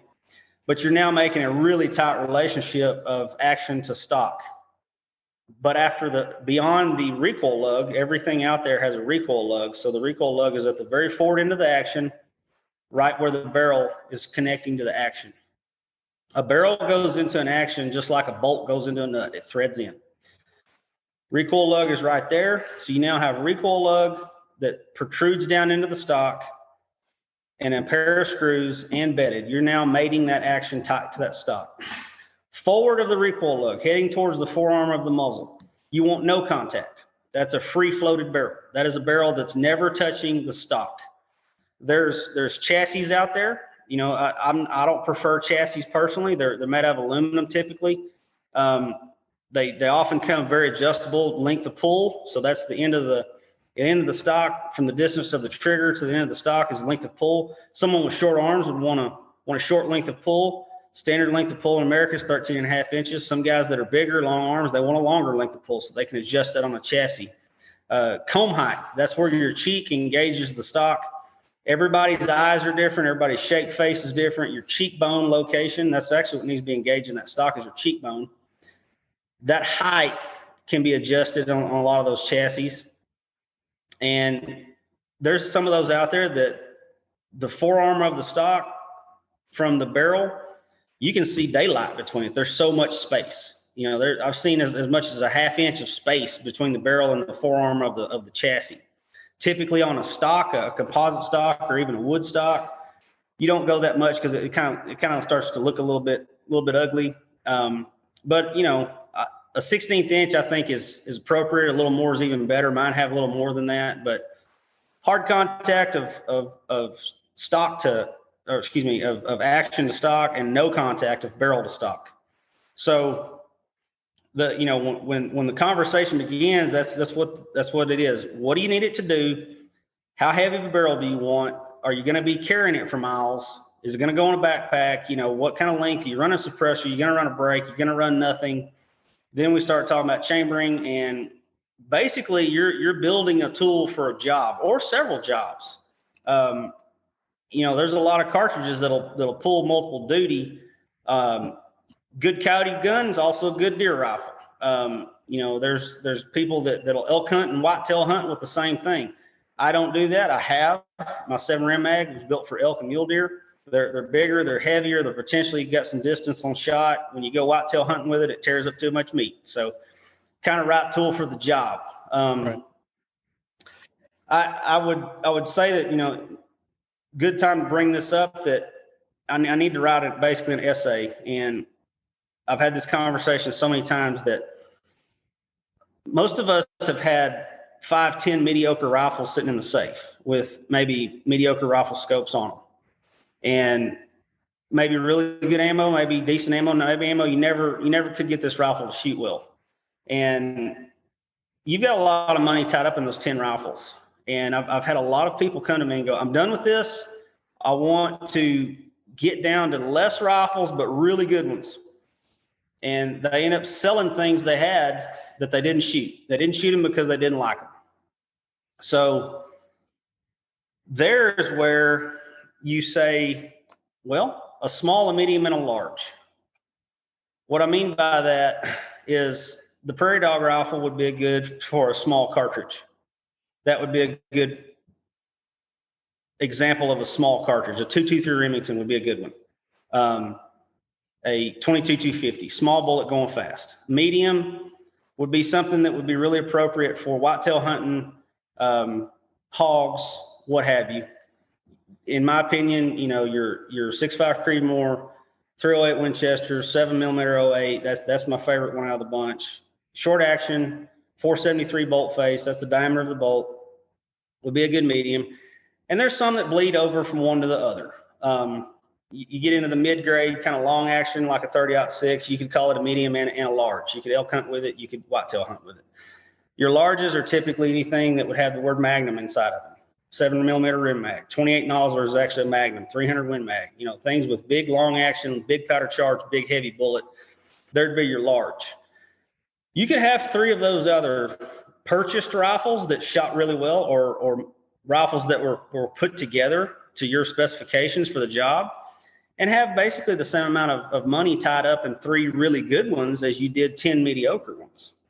Sure. And, you know, have hand loads for all if you want to go that route. And every time you pick it up for the job, you know it's going to do a good job for you. What I did is I made sure that I was getting rid of things that were subpar and really taking things to another level. And I have, you know, the small, medium, and the large, and I have a couple extras of those too. But I feel like people need to realize, you know, if you're going to be a lifelong hunter, this rifle isn't something that's just going to be there for a season or two. You might have this for 10, 20, 30 years. And I know the one that you made me, that's going to go and be with my kids when I'm gone. This is going to be a lifelong rifle, unless, you know, I'm shooting the barrel out at certain points and times too. And, you know, I think you can talk to that too, because some people are shooting a lot. There's a certain life of each barrel, right? There's going to be a certain point in time where you might have to replace your barrel, but a lot of the other components might not be something you're having to replace. But really kind of getting into realizing, hey, you might be spending a little bit more for this barrel, or this, you know, upgrading your trigger system, or getting a good stock, or getting the right action, or paying for that, you know, awesome hand loaded, you know, ammo. Because when you're paying a little bit more averaged out over 20, 30 years, it's not going to be that big of an increase really. And you need to put your money into doing the right thing. But I think the same token goes is, you can have all those awesome parts. You can have this $2,000, $3,000, $5,000, $10,000 rifle. But if you're not out there practicing, that doesn't mean anything, because when you pick that up, you're not going to be able to perform. And with those kinds of things in mind too, I wanted to have you kind of talk about some tips of like what you suggest to somebody who wants to be a precision shooter. What are you going to have them do when they come through your course, and what do you want them to do when they leave, and what kind of homework assignments are you giving them? And just kind of walk me through that as far as your advice, and, you know, making sure that you're not just a one and done thing that, you know, you've taught them for a day and they're gone. Like, what are you suggesting that they're going to be doing to maintain that level of precision? Really, really important question there. Real quick, you brought up the life of a barrel. Yes, they've all got a barrel life. They've got they will get shot out. You'll get what's called fire cracking. Some people call it alligator skin. You can put a bore scope down a barrel and see it. It's just cracking. All the rifling is cracking, and that's from an immense amount of heat and pressure going down that barrel for X number of rounds. The general rule of thumb is the smaller the bore, the faster the bullet, the faster that barrel is going to be shot out.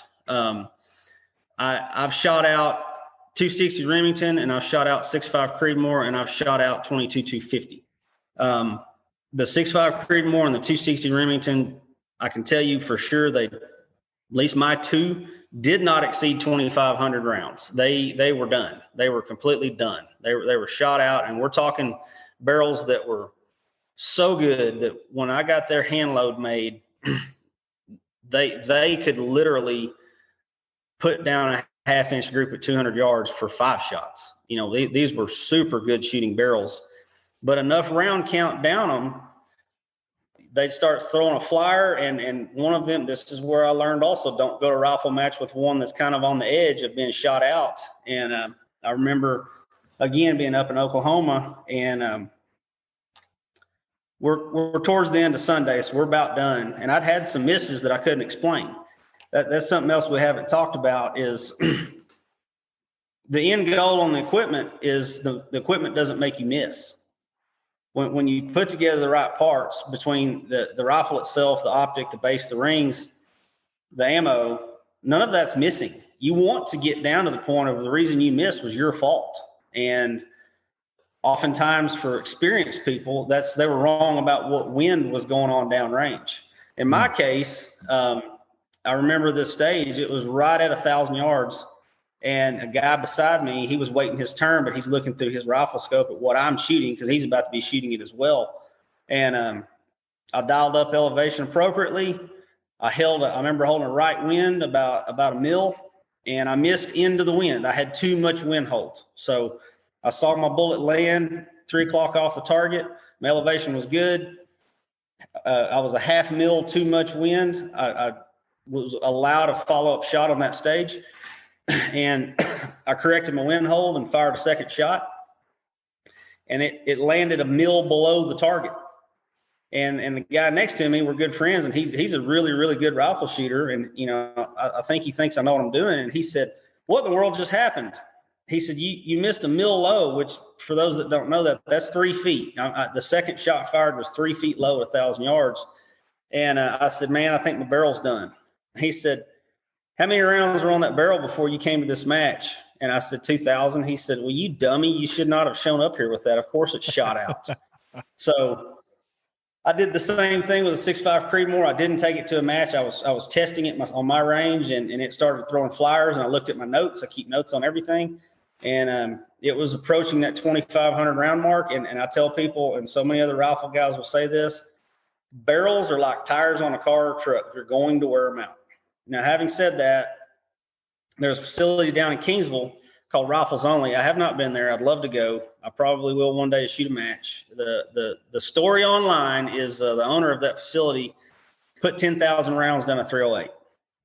And this guy shoots a ton, and I believe he did, and then he rebarreled it. But being a 30 caliber bore and not a really high pressure cartridge, there's a good chance it did go that long. So most people just hunting and a little bit of practice, it'll take them years to shoot one out. There's guys out there that are competitive shooters, and they're really, really busy with it, and this was what they do. And all of their off time, they're either practicing or shooting matches.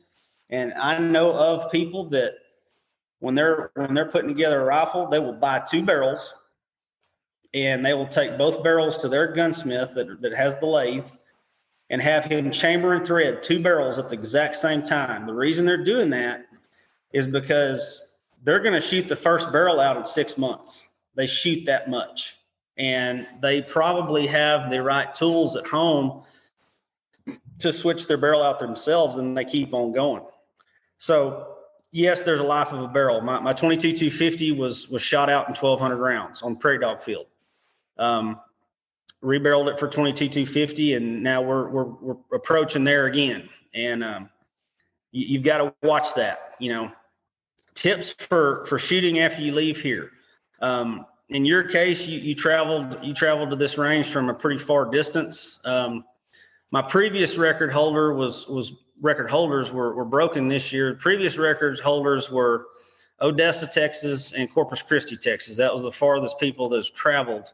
I had a guy get in touch with me in January, and he flew in from Atlanta to DFW, rented a car, and then stayed in a hotel in Greenville, Texas, and drove 20 minutes to my place the next morning. And he asked for a day and a half. I said, we'll go a day and a half or 2 days. You flew here. I mean, I'll do whatever it is you want to do. Right. I tell everyone before they leave, you've had me beside you this whole day correcting your shooting form. That's my job. I'm not being ugly. I'm not being rude, but you're slapping the trigger. You're not following through. Move your hips, point your toes out if we're shooting prone. Go positional stuff. Nope, don't put your right knee down. Put your left knee down. Get your elbow to your knees.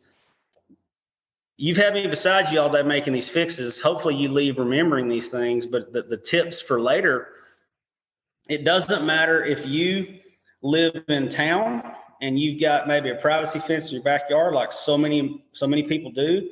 It doesn't matter if you live in an apartment. Dry firing is invaluable. I have dry fired no telling how many thousands of times on a center fire rifle. It does not hurt anything in the rifle. Get the rifle to be still and just make a click. It costs no money. You're not burning any ammo. You can dry fire from prone all the way to standing and everything in between. There's one thing you can do to practice. When my earlier days were of doing this, I would dry fire at length every day. When I get behind one of my rifles or someone else's, it will be dry fired 3 times at minimum before I fire a live round. I am learning this trigger or relearning this trigger. Close the bolt, click. At the same time, myself and anyone else, especially prone, you want to be squeezing that trigger on your exhale. Let all of your air out. Get your torso onto muscle and bone with not any air in the lungs. You are now a more stable shooting platform.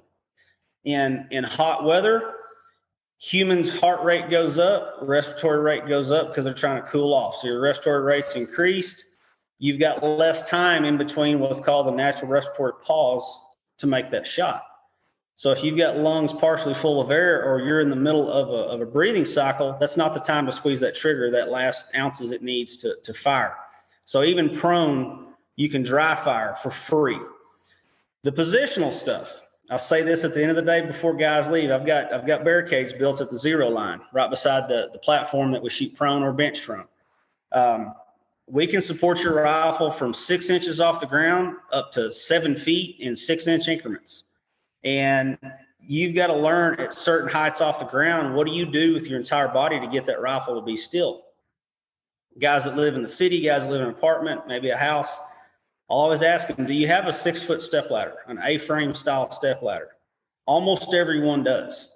And I've said, set it up in your backyard inside your privacy fence, shoot off the rungs of the ladder.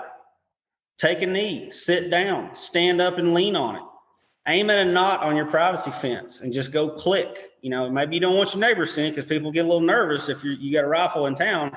Sure. Well, then stay inside the house and do it. Yeah. There's one thing you can do for nothing at home is dry fire. Everybody that gets into this game is really valuable to do that. When I've got guys coming out for the day and we're finally about to check a 0 to 100-yard paper, I will tell them to dry fire. A lot of times they've never been prone. They've never laid down behind a rifle and shot prone. They've got to learn that respiratory cycle. Your non-firing hand is running the rear bag. If your stock is strong enough, the front end of the rifle is supported by a bipod. Dry fire is it's good to get your finger in tune with your eye and your brain. Get everything working together where you're not fighting anything. You should be comfortable.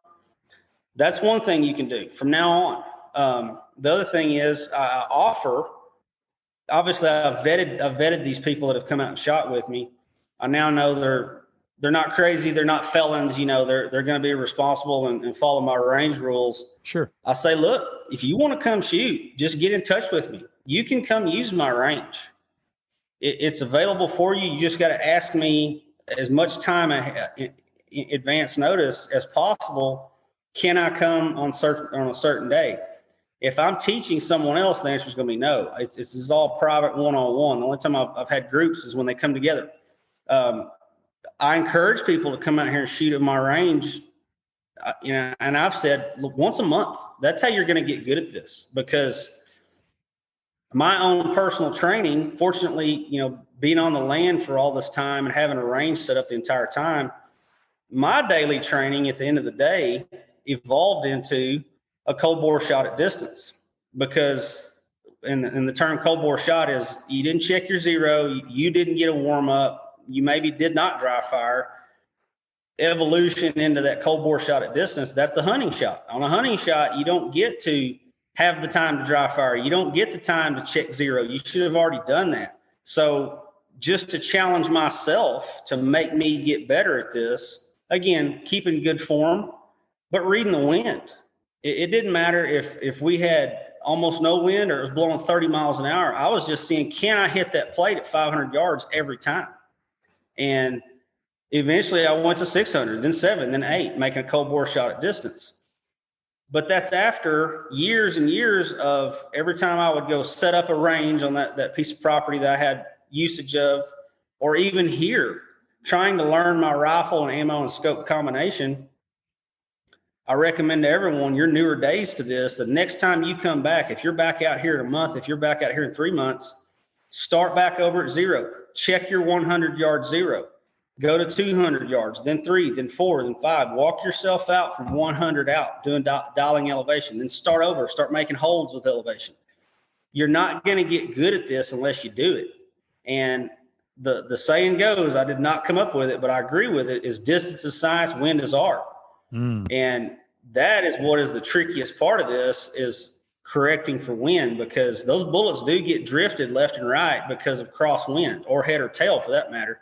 You've got to get out on the range a lot of days in a lot of weather before you're going to be comfortable with this. We always go down the dry erase board, and I let people know about temperature and density altitude. Those are both obviously weather measurements. In my part of Texas, just like so many others, I've documented -7 degrees, and I've documented 113 degrees outside on this same piece of property. When those temperatures swing that greatly, the air density swings with it. So that cold air, you've got a lot thicker gas. Your elevations change, your elevation corrections change as the weather changes. When you start talking beyond 500 yards, at least my stuff, my elevation corrections pretty much hold up in all weather out to 500. And beyond 500, I've got one rifle that I shoot a whole lot. After 500, I've got kind of a summertime dope chart, and I got a wintertime dope chart, because they're just not exactly identical. But I had to shoot it in that variation of weather to learn those things. So I offer this range for usage to come practice, to come dry fire, then go live round, shoot all the distances again, write down the temp and DA. You can get some pretty inexpensive instruments to tell you what the temp and DA are right where you're standing. You can get apps on your phone that will pull up the nearest NOAA weather station to wherever you are, which here it'd be probably within 20, 30 miles. It's probably gonna be close enough. I've got a handheld that tells me weather conditions. And throughout all the years of doing this and shooting in that variation of North Texas weather, as well as other states, I'll write down temperature, density, altitude. I'll write down the distance I shot, what elevation I dialed in or held, and what was the end result.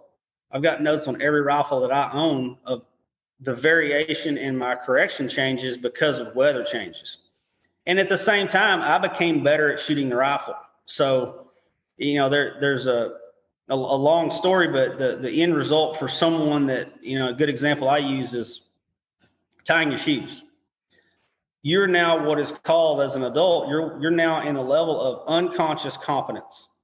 You know how to tie your shoes so well because you started trying to do it when you were 5 years old or less. And now as an adult, you've been doing it for years. And I can put an adult in a room that's completely dark with their shoes right beside their feet, and they can put their shoes on and tie their laces correctly without even being able to see. They can feel it.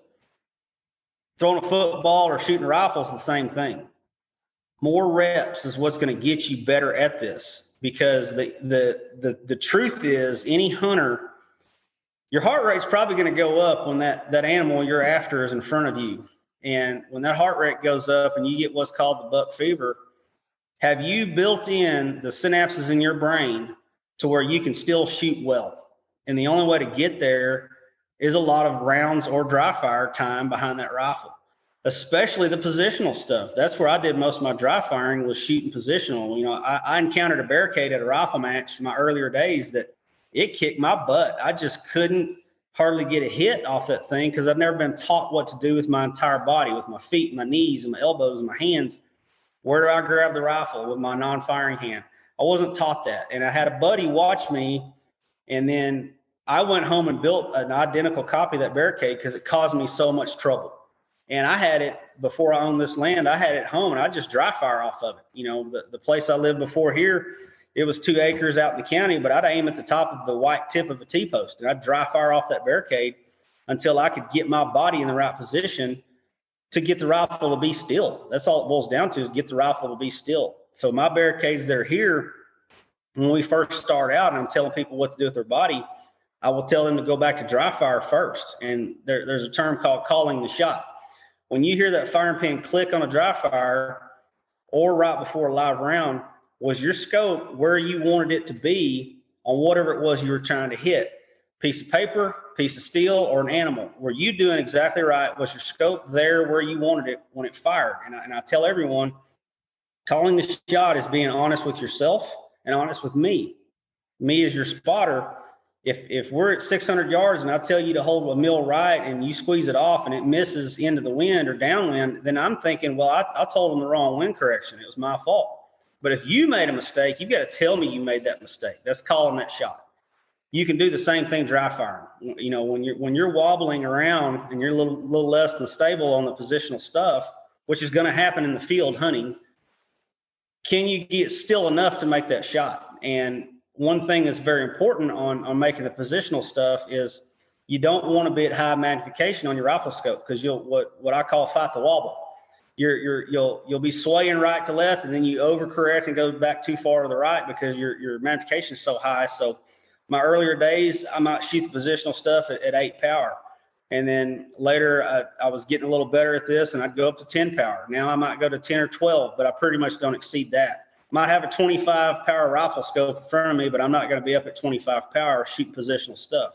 Right. I learned it for free via dry firing, you know. So that's what's really important to get proficient at this, is more time, getting more reps, whether they're dry fire or live round.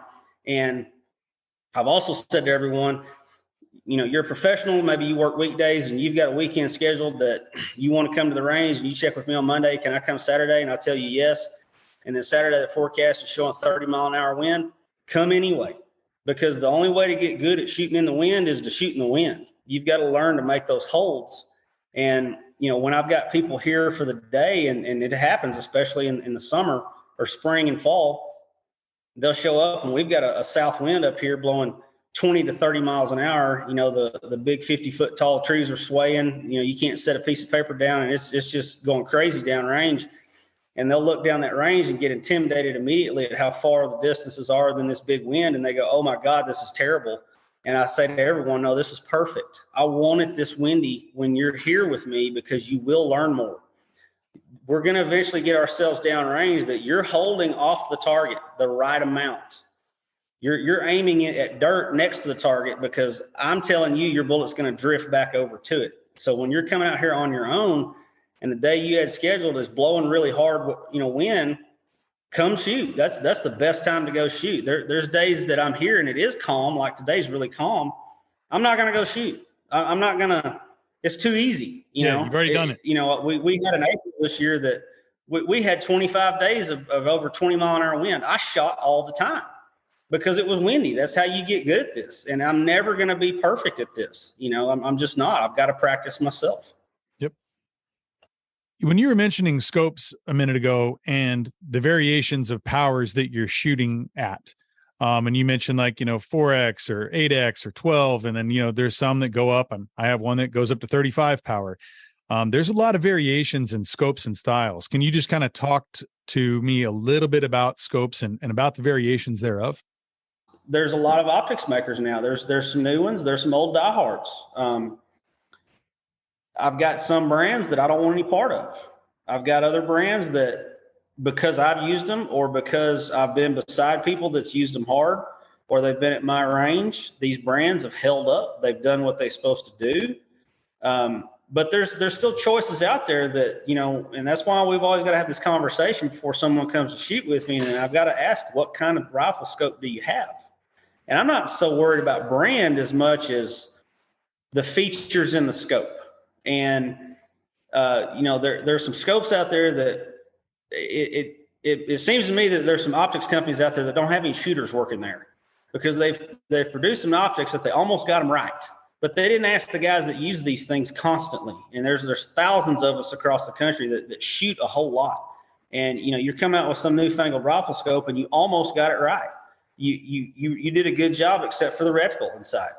You did a good job except for, the old days of the mill reticle and the MOA turret. That's foolish. There's no point in doing that. That's the way it was in the 80s and 90s. That should have long gone away. The reticle that helps you hold wind correctly, the easiest way to shoot distance, the easiest way is to dial your elevation and hold wind.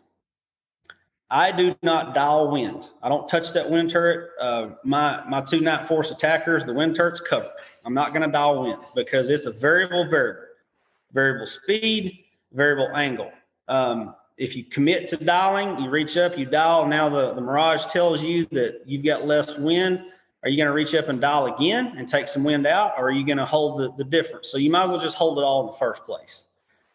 The proper turrets that match the reticle, having that reticle that works for holding wind correctly is very valuable, and holding elevation correctly. This precision rifle, and you start looking at rifle scopes, that what Nikon came out with a BDC, bullet drop compensator, and there's lots of types of reticles out there that almost everyone makes.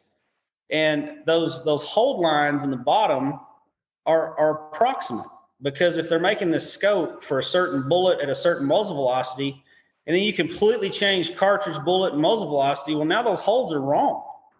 So the better plan is to go to a more universal type of scope. I prefer using mill-based scopes. Most of the guys that shoot the kind of move, shoot, precision rifle series style of shooting are running mills. And we can talk about that, the reason I prefer them, but there's still minute of angle that's still out there. They're still produced. Most often manufacturers produce both. But your reticle is in whatever subtension. Is it broken up into mills? Is it broken up into MOA? And your turret match, is it a turreted scope? Whatever you're seeing in your rifle scope, your turrets speak the same language. Obviously, we need good glass. There's certain makers out there that, is there better glass? Yes. But the company that makes the better glass, the internals in that scope aren't that reliable. They're built to be dialed into a 100-yard zero or 200-yard zero, whatever your preference, and not touched again, because they just don't track well. Whereas when you get the right kind of scope with the mill or MOA-based reticle, this plays out at any distance, and it makes life so much easier on everyone. And I've had guys, like I said, I've loaned them scopes. I've made recommendations on scopes. They purchased that scope and brought it with them, and then I teach them how to use that scope. That's a whole lot of the day, is how do we operate this rifle scope to everything that it's capable of doing. Even a 100-yard zero, you take a perfect shooting rifle, ammo and shooter, you can zero 1 and 2 shots. You do a bore sight, and I bore sight old school. I pull the bolt out, I look down the bore, and then I look up through the scope and crank in corrections and get it pretty close. And another thing that takes practice, I'm generally somewhere within about 10 inches of where I want it on the first shot. Go back and hold whatever you're aiming at 100-yard paper. Measure where the bullet hole is different. What is it right and left in mills or MOA? What is it up and down in mills or MOA from where you desired it to land? Dial in a correction with the turret that's speaking the same language. Your second shot should be on the money. That's the days of burning up 20-round box of ammo to get something zeroed should be long gone. And those scopes make that easier. Same thing downrange. My steel targets are painted white. They're against, this is called the Blackland Prairie of Texas. So there's black dirt behind those white targets. They stand out. They stand out very well. But when a bullet hits that steel, you can see your bullet mark as a circle, as a blank circle on that steel. And we're getting dope on something, whether I'm getting it for someone else's rifle or I'm spotting for someone for the day in the class. And, we're marching down range and you see your bullet mark 0.2 low on steel. Okay, come up 0.2 and fire another one. It should be in the middle.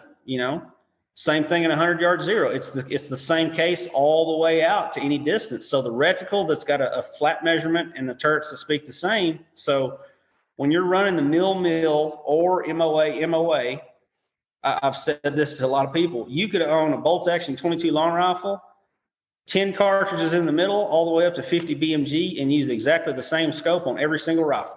It's just a new set of numbers for every single cartridge, bullet ballistic coefficient, muzzle velocity that changes your trajectory. But that's a universal scope that therefore it'll match on every single cartridge out there. So that's what makes this easier. And you were talking to me about that before, of the idea of having a Picatinny rail on top of each one of your rifle systems so that you could be able to unscrew the rings in your base and basically move those from one rifle to another, being able to then change, like you said, you might be able to just take one or two shots and you're back in zeroing.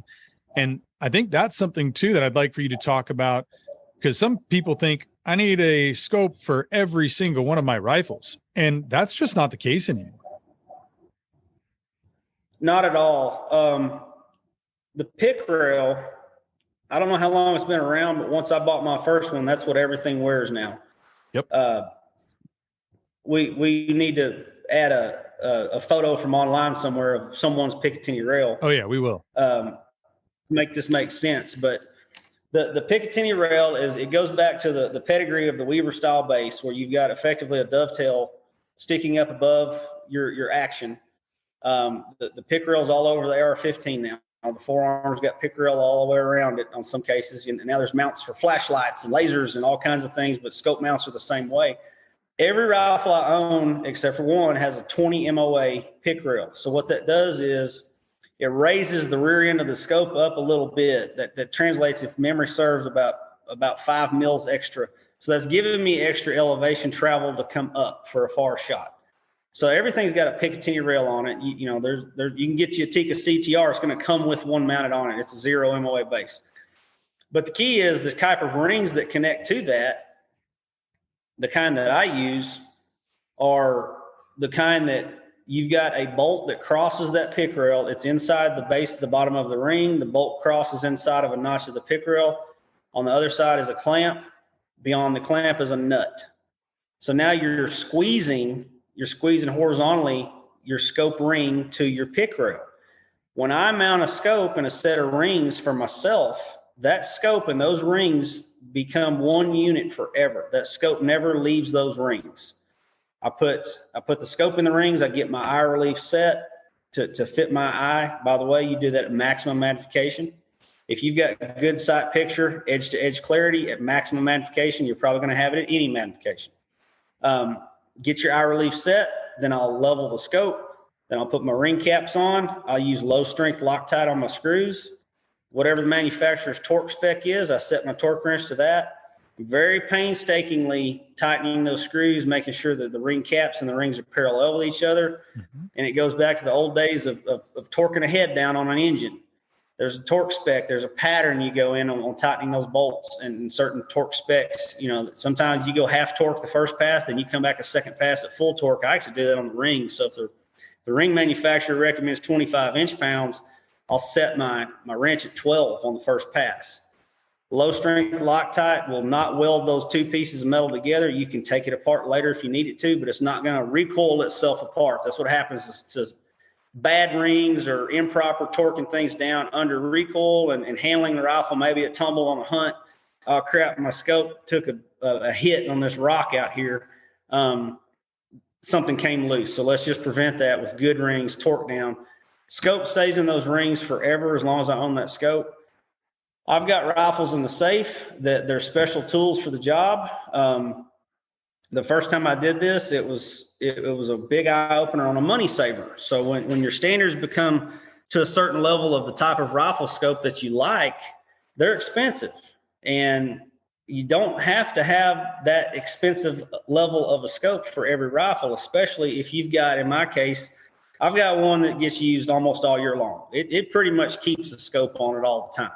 I've got two other rifles that are kind of special purpose. I've still got a 22-250 barrel on that one. That rifle pretty much gets used on the prairie dog towns in the Texas Panhandle 3 days a year. There's no point in it owning its own scope. That's too much money. So I've got a rental rifle, people that want to come shoot for the day.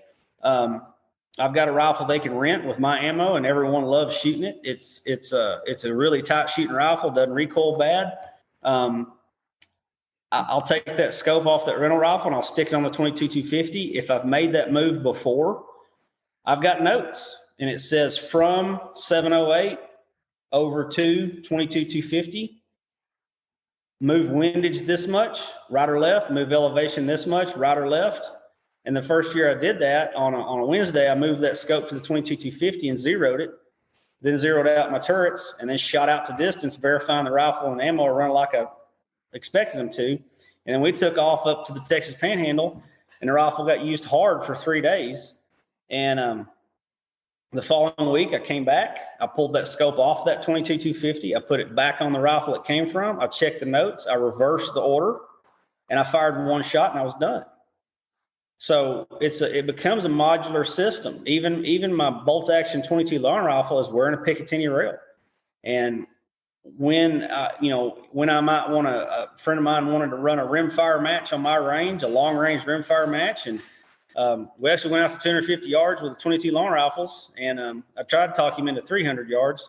That's long range shooting for a 22 long rifle. Oh yeah. And I pulled a Night Force attacker off of a center fire rifle and put it on that 22 and got made fun of by another shooter. And I said, we're shooting long range. Why would I not use the best scope I have? Right. So the Picatinny rail on every rifle, the kind that I like, are under $50. They always fit.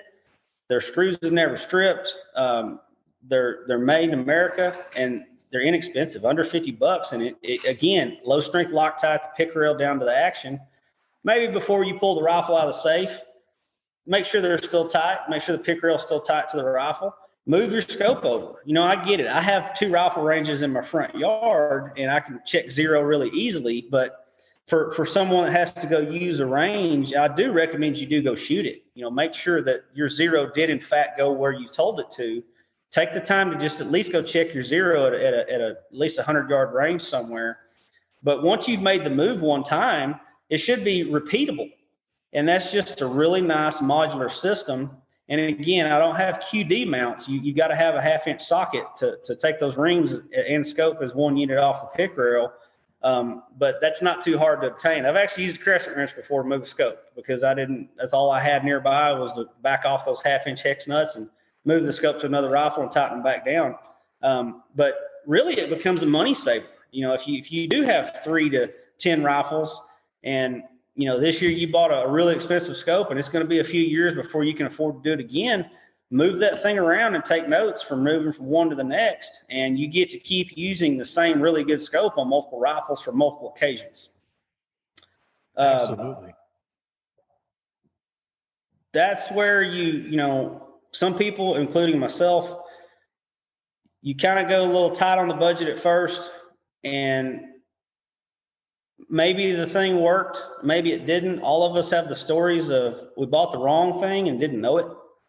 And then someone that knows a lot about this topic can tell you the right thing to buy, and you get the right thing after you sold the wrong thing and lost money on the wrong thing. And then you get into a nicer rifle scope and you love it. And that's what creates that, my standards have just become higher. I can't go back to this lower end scope because it can't do the same things as this one that I really enjoy using. Absolutely. And I've learned from you, I've learned from other people, and you got to have an open mind and open ears and open eyes, because there's so much you can learn these days. There's mass amounts of information, and there's some people who don't know what they're talking about, but they maybe have a big platform, and so people listen to them.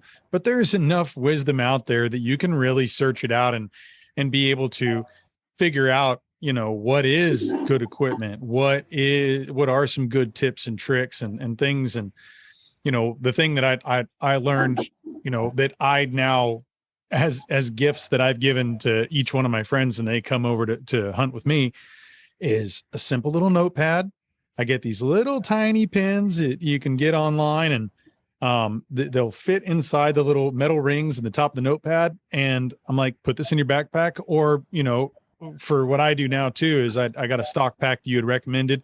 It's got a zipper on the side, and I keep that in there. And each one of my rifles has that. And I'm writing out whenever I'm actually, what is the date that I'm shooting? What's the temperature? What are the range conditions? Is there wind? And I'm going to be going, because I remember when you built the rifle for me, you had it doped out to 800 yards at 100-yard increments. What is each elevation dial? What's the difference? Well, when I went back to my ranch in South Texas from North Texas, there's a little bit of distance there. And it was different weather when I was out there. And it changed ever so slightly, but I was able to then be able to plug in. And then that way I know X months down the road, if I'm in this particular weather, now I know I can look at my notes and this is probably what it's going to be. And it's that data, or it's that data on previous experience, right? Like, I'm taking the notes so that I'm actually becoming more proficient just from the data.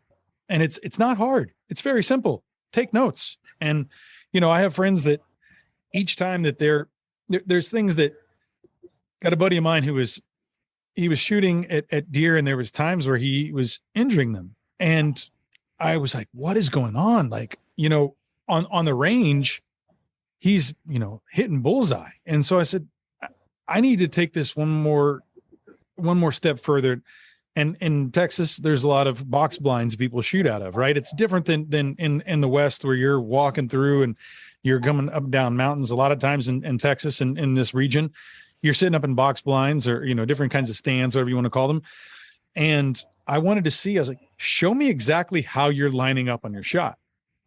And I had failed him by not going up and watching how he sets up for that shot, because it's different than just sitting down at a bench and what you're doing. Or, like you're saying too, if like, you're having people shoot prone, and, being able to have that repeatable performance, right? Well, he hadn't practiced in this particular deer blind and this particular angle at this, game trail that runs through. And there were certain things I saw. I was like, oh, one, you're resting your barrel on the stand. No, we're going to rest on the stock, because there's, we can talk about it too, like barrel harmonics and there's different pressure pressure points on your barrel. And then two, I was like, look, you're kind of in a frame window. Why not put your stock right on the edges of the frame, so you have more points of contact and that you're able to hold it steadier? Going up there and just making a few suggestions, he's center punching the heart every single time on the shot. And, because also every time that you're out there, like you were talking about too, that adrenaline gets going, right? You got the buck fever. Eliminate the variables. Do all the things to where you can be able to repeat your performance in the best way. And some of that is, now I got a buddy, Matthew Mitchell, who co-hosts a lot of these podcasts.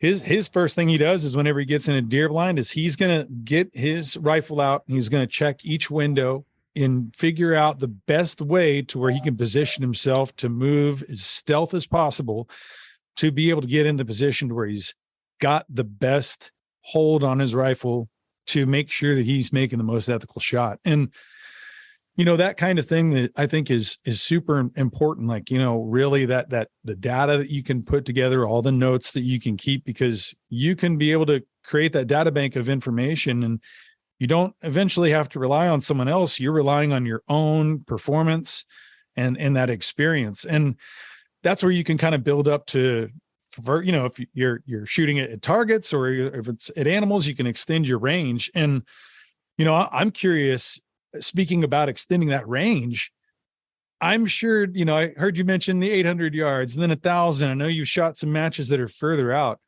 What is your longest shot? And walk me through how you got to that. And I'm curious, what is that? What's the longest shot that you've hit on a target?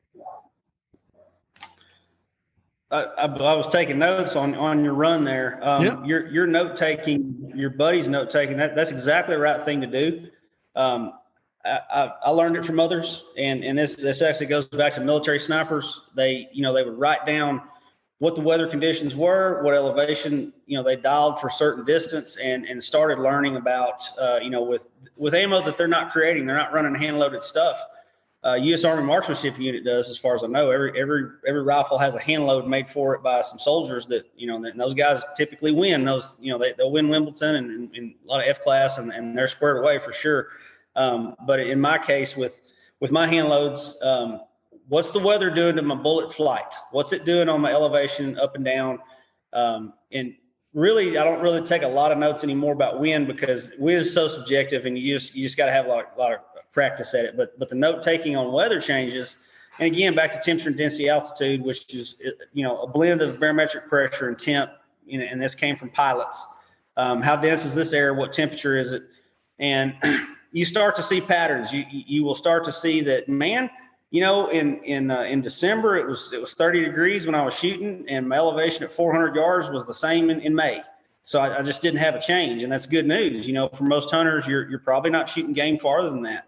But once you start punching out what NRA refers long range as 600 plus, yeah, you potentially could start having some elevation changes in your trajectory. And it, like I said, it's kind of old school of keeping notes. And one guy that I don't know him, I can't tell you his name. I just saw him at a rifle match, and you've got so many shooters out there holding a Kestrel weather meter with ballistics program built into it, which is a really fine machine. And I saw this guy walk up to someone else with a Kestrel, and he said, "Hey man, what's the density altitude?" He had a mercury thermometer hanging off of his backpack. He knew what the temp was, but he just asked someone, "What's the density altitude?" And this other person told him what the density altitude was, and he said, "Okay, thank you." And he goes over his pack, and I see him pull out laminated cards, and the laminated cards were in density altitude 1,000 foot increments. Well, he just flipped over to the laminated card that was the closest to the density altitude we were shooting in, and went and made it happen. I mean, that guy he wasn't missing because of that at all. He did just fine, because he had shot that rifle in so many variations of weather and took notes, and then finally compiled it on a computer, printed it out really cleanly, and laminated it. He didn't need a $700 instrument. He just needed to know what's the DA, and I can go make this happen. And he did just fine. So that's really old school, but it still works, taking those notes. Resting the barrel is always bad. You talked about him resting that barrel. You really helped him out. That is always terrible. Like I said, you want that barrel to be free floated out of the stock. You certainly don't want it touching a fixed object ever. It's going to change the harmonics of that barrel. Every rifle barrel flexes in a sine wave. They all do it. The longer, the thinner the barrel, the more pronounced that sine wave is going to be. That's also the type of rifle that's going to have a much narrower window of proper powder charge, where the one below didn't shoot great. Then I find one that shoots great. Then I go even hotter, and it's not shooting great again. So it's got a really narrow, what's called the node. That's the powder charge node. That's the one that's going to be a very narrow node, and you're playing on the flex of the barrel, which cannot touch anything.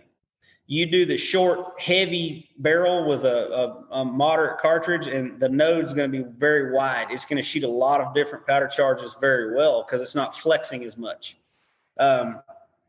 Checking each shooting position you brought up in his blind, 100% correct. I don't shoot from blinds very often. But I would have done exactly the same thing, because when you're setting up somewhere on an ambush style hunt, whether it's in a blind or out in the field, you've got to be thinking, what if this animal shows up at my 3 o'clock? What if it shows up at 12? What if it shows up at my 9 o'clock? What am I going to do to move to get in position to get that shot and not get busted? What I mean by getting busted, for those that don't know, so many things out there, obviously they're using their sense of smell very well, but their eyes also. Animals are looking for movement. As a hunter, that's what you look for, is you're looking for movement. whether you're predator hunting or game hunting for something you're going to eat. Whitetail will spot you if you move quickly. They'll see you if you're close enough to them. So you've got to move very slowly and deliberately to not get busted to where they take off. And I agree with him. I usually am on the ground somewhere. I kind of, whatever the wind's doing, wherever the sunlight's doing, that's might be where I set up somewhere and get ready to hopefully shoot a whitetail doe to put in the freezer or whatever it may be. Even coyotes, you've really got to hide from coyotes. They're brilliant animals. My opinion, they're the smartest thing walking in Texas. Their eyes, nose, ears, they're everything. And you can easily get busted by a coyote and it is going to take off. So what if it shows up at multiple angles from where you're shooting? Can you get there to make a shot? Absolutely right. I completely agree. Longest shot. So like I said, my earlier days, years ago, it was a big deal. First time I hit 1,000 yards, and it was on private property. I was out there by myself. And I figured it out. Oh my God, I can't believe I finally got here. That's a milestone for anyone. That's a long way. Sure is. A half mile is 880 yards. And once you kind of get, like I've told everybody that's come and shot with me, once you figure out how to put all this together on my range, 800 yards, it's the same information to go twice as far. It's the same skill set, the same. Plug in your ballistics calculator, get it trued. We probably need to talk about that a little bit later. And what you do to make the shot from 100 to 800 is you're doing really the same things to go farther out. So, then eventually it was a milestone when I took my 7 Rim Mag hunting rifle that will tolerate 3 rounds in a row before it's too hot. I was on a buddy's deer lease, and he's a shooter, and his other leasee was there. We're there in the off season hog hunting. They had steel set out to 1,760 yards, which is a mile. And I hit that mark. I splashed my first one low, but did get a second round hit and was able to repeat it. So I got to 1,760, and that was my record for years, personal record. Then later, last year, I decided to not try to use a hunting rifle to shoot that kind of distance. I wanted something that was built to target shoot really, really far. What is, I think, an unofficial term is extreme long range is beyond 1,000 yards. That at least a lot of people use it that way. Mm-hmm. And I wanted to put together something that was built to go shoot distance. And I'm not gonna attempt the series, the matches of they call it the King of 2 miles. That there's been some world records set several times in the last couple of years, especially. They've got a really good organization going. I've never been to that match. I've never been there personally. I've just seen the results and some footage and some photos, and that's not something I really want to pour the money into, is going 2 miles. But I wanted something that was built for a mile plus. So what is a smart thing to do for any rifle, for any job, is you start with the bullet. What bullet is going to be good for this job?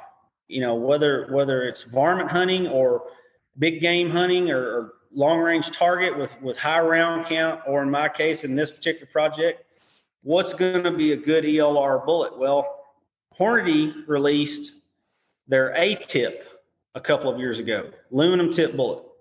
Really big, really heavy, high BC bullet. For years, Berger was the king of ballistic coefficient, and I like Berger bullets a whole lot. Hornady's challenged them. They have been for a while now. Hornady said, "Well, we'll just see about that." So they keep innovating, which is good for us as consumers. That when these manufacturers are competing against each other, we get the benefit of that. Absolutely. And Hornady said, "Well, we'll just see about that." And they started upping their game. And when they introduced the 30 caliber 250 grain A-tip, me and some friends said, "Well, we got to figure out what cartridge to make it run. What's going to be a good cartridge to drive this bullet?" And there's a lot of options. And when you start talking anything downrange, ballistic coefficient, muzzle velocity, and some bullet weight are what's important on what you're going to get downrange. So some friends of mine and I, we went to pouring over all of the options, even some custom made reamers for some, kind of wildcat cartridges was going to be an option. And then finally, two of us were having a discussion, and he hung up the phone, and 10 minutes later, he called me right back. He said, look at the 300 Norma Mag. I said, yeah. He said, I think it's going to be a good option. He said, the 338 Norma Mag was Norma went into that years ago. I think, I don't know what year, but it's not 40 years old. They were trying to improve the 338 Lapua Mag, trying to make a more efficient case geometry.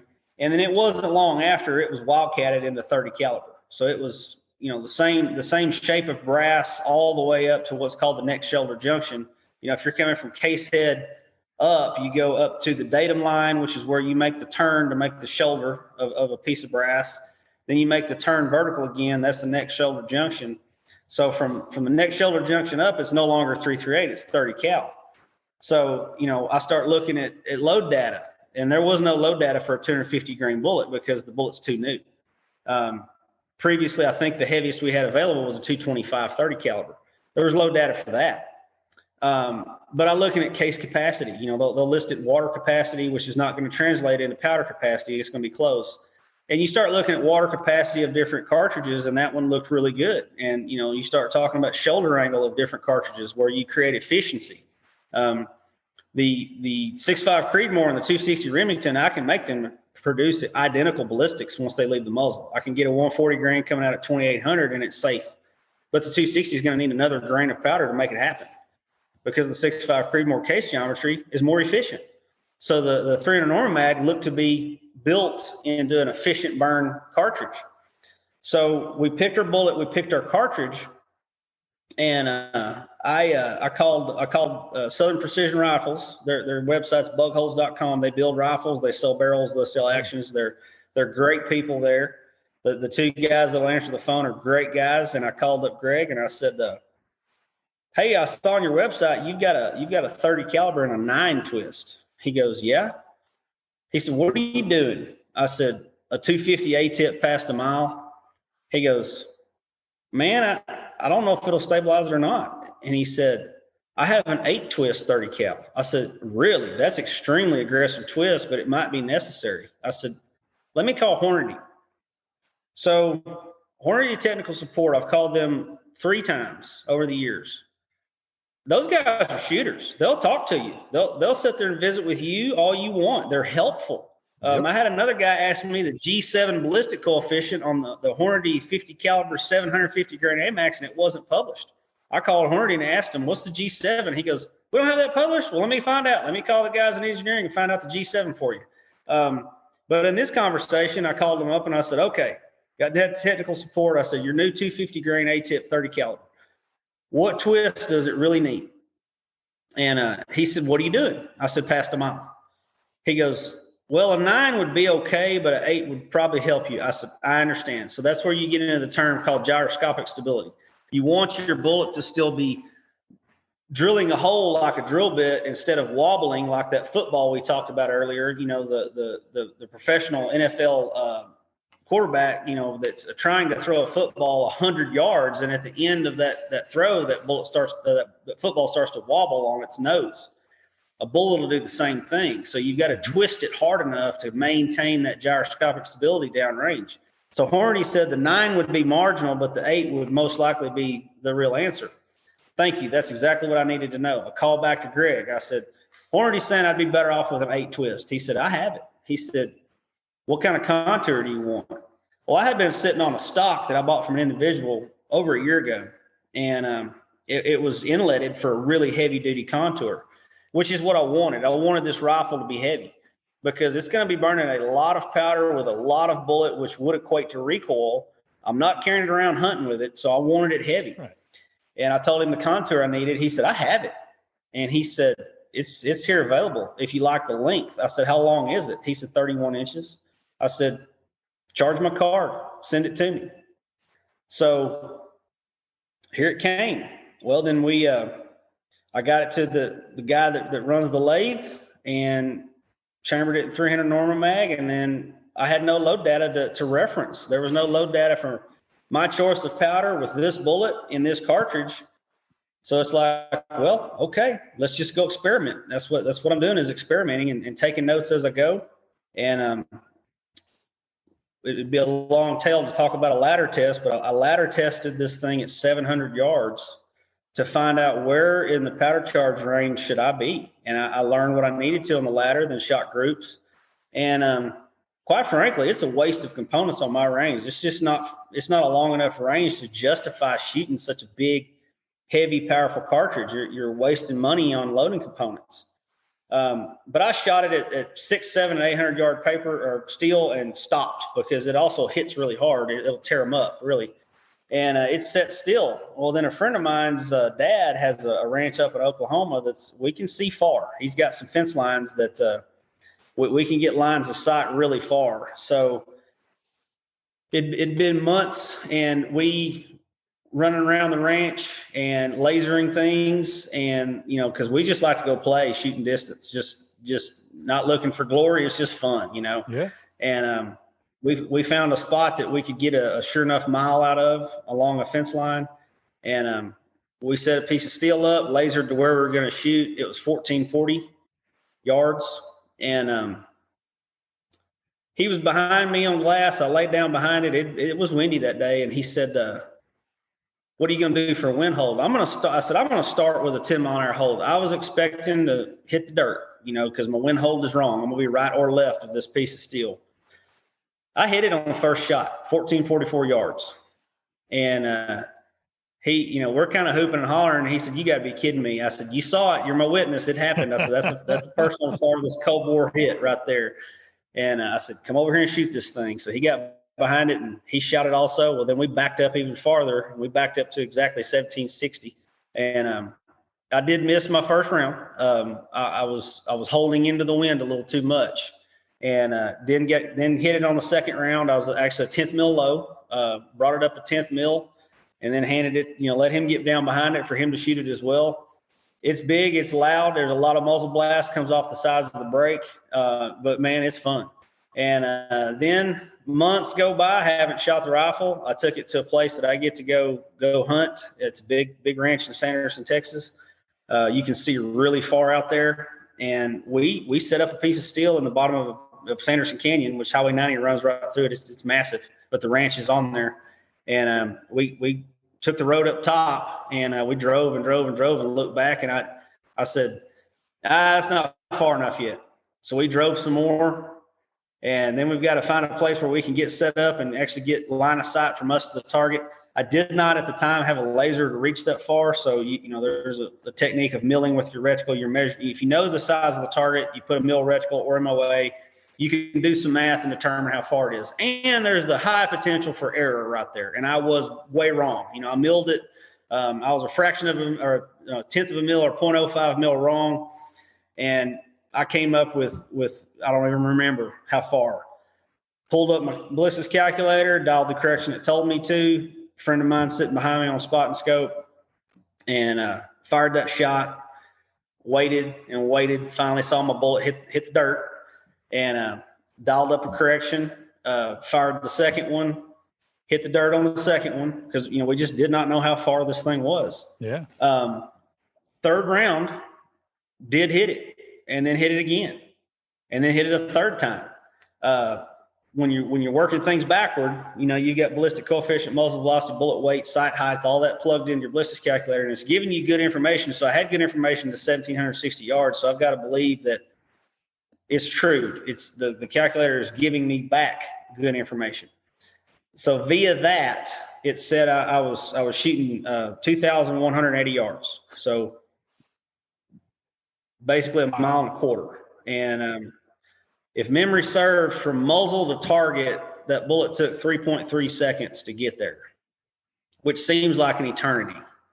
It's leaving the barrel at Mach 2 times the speed of sound, and it took it that long to get out there. That's why that buddy that was spotting behind me, when I did hit it that first round, he went, "Oh my God." I said, "We're shooting really far here." Yeah, that is absolutely for sure. We're shooting far.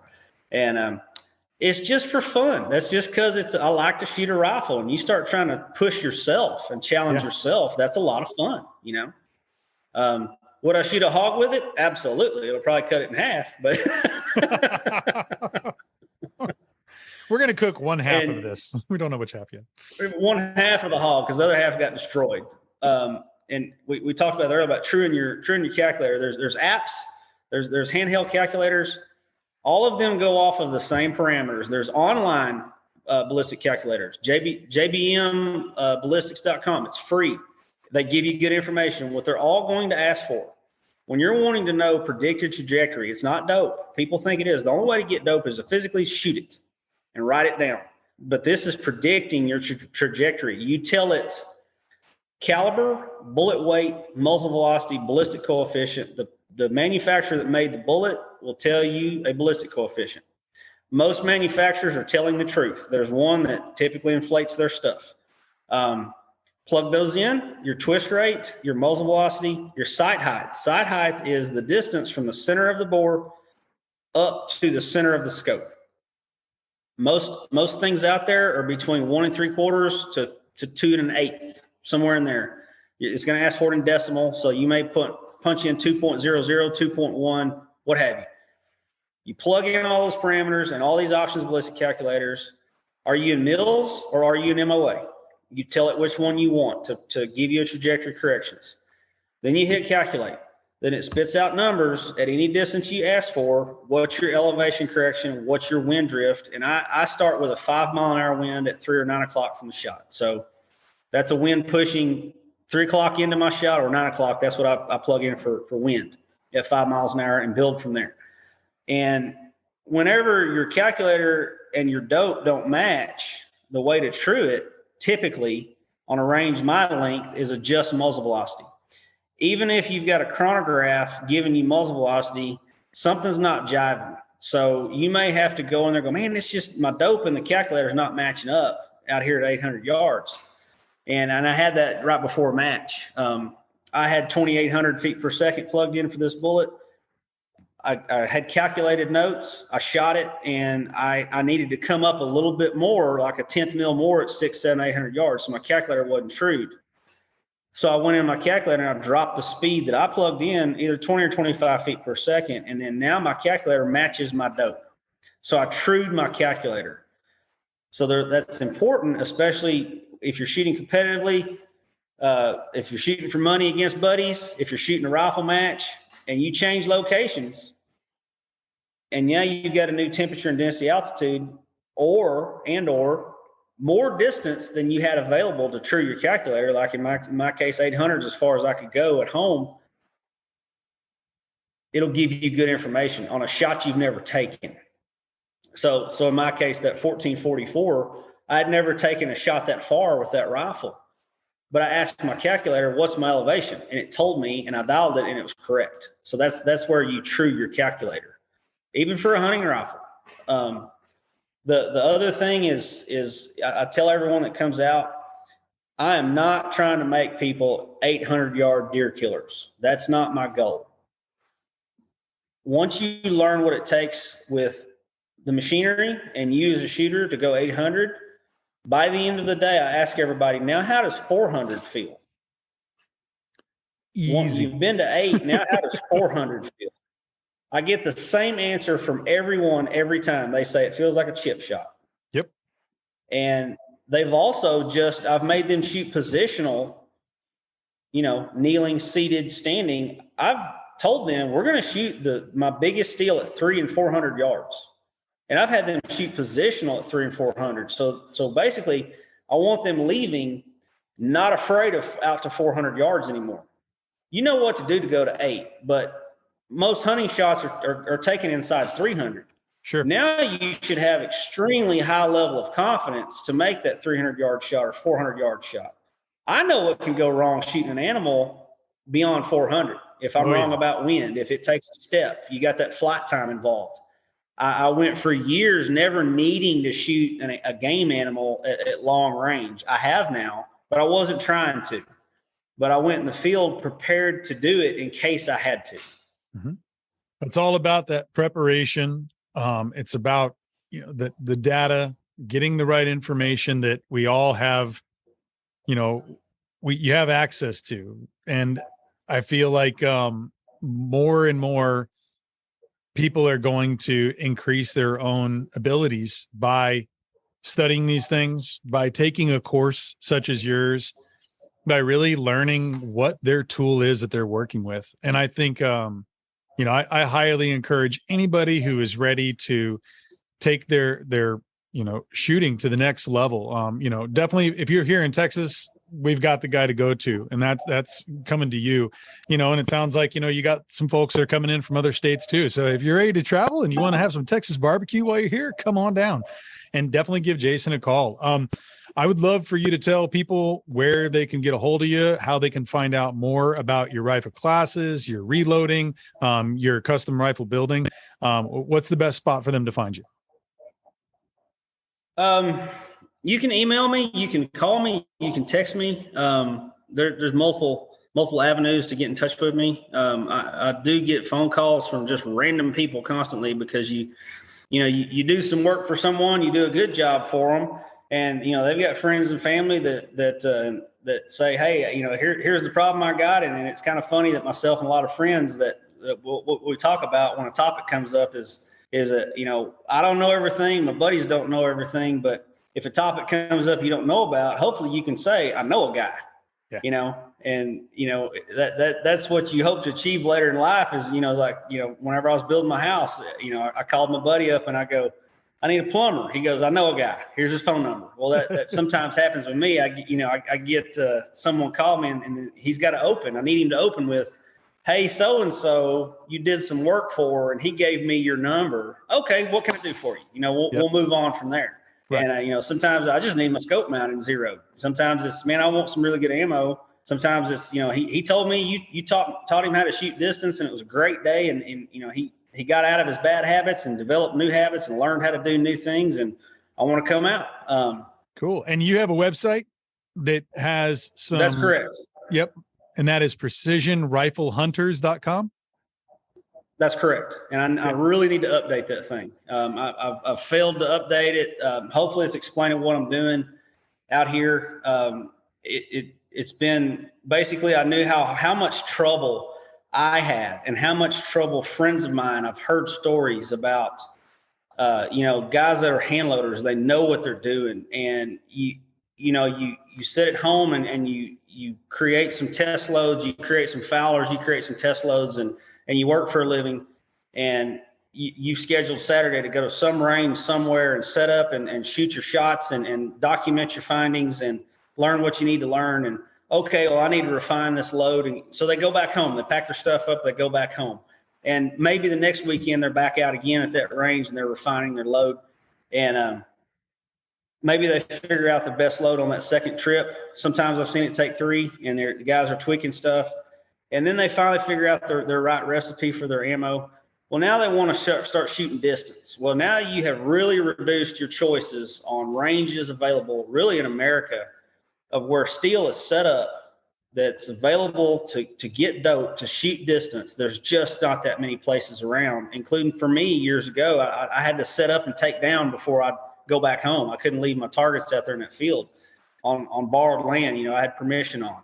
Right. And before you know it, a load development and getting dope, it's a month or more. And, that's the people that are responsible, and there's plenty of them out there. They maybe they do know what they're doing shooting distance, but they've got this new rifle and maybe they're also a hand loader. I've worked for guys that are hand loaders. They've brought me their components and their rifle, and I've found their recipe and given it all back to them, and then they go home and make their ammo. That's completely fine because I've got the facility and I know how to do it. So, there's been hand loaders that I will actually, just because I know that this can be a thing, my scale and his scale might not read identical, but I know what the powder charge was on my scale. So one of his pieces of brass that's fired now, that's still holding its primer, I will dump my powder charge into his fired brass and put a piece of tape over the case mouth so that he can take it home, dump it in his pan, sitting on his scale, and verify are both of our scales reading the same. Maybe his scale reading the 10th grain lighter or heavier. Well, he can still recreate the exact same powder charge that I found. Yep. So the tail of the load development, getting zeroed to it, then get dope on it at distance for someone that shoots competitively or hunting, and they're comfortable shooting at 400 plus, but they're trying to get prepared and get dope on it and physically shoot it. it's a lot of time involved, and not everyone has that, and they don't have the availability to go to a place, and even me included. It turns into a lot of driving to go to somewhere where it's set up to do all of these things. Oh yeah. So, I decided to buy some land and build a place where you could shortcut all of this, and a rifle that's dropped off for me to make some ammo for, and they're all rifles people hunt with. Every one of them, these guys are hunting with it. If their scope's capable, I will find the load, zero to it, and then I'll run it out to 800 yards. I'll document your elevation corrections. I'll write down your 5 mile an hour wind hold, and I will write down the temp and density altitude when I shot it. And that's about a day, maybe less. So I just took what used to take me even a month, and I've now got it down to a day. So that's helping people go out in the field with good equipment that's going to work and do the same thing every time. Well, and I know that you do it well. You've made me a better shooter. You've helped me get my equipment where it needs to be, to where I feel fully confident in any of my abilities now and what I'm doing. And it's kind of trickled down. I'm doing it with my friends' rifles, teaching them. They're learning about it too. And we're all having a better understanding of what our tools do and how to use them the most effective way and in the most ethical way. And for that, I am extremely grateful. And thank you for taking the time to come here today and talk about all this. As usual, I'm going to be sending some folks your way, and I'll leave all the information here where they can reach out to you, and if they have any questions or they're looking for your services. And thank you so much, Jason. I really appreciate it. This was a lot of fun today. Looking forward to everyone's response and doing this again sometime with you.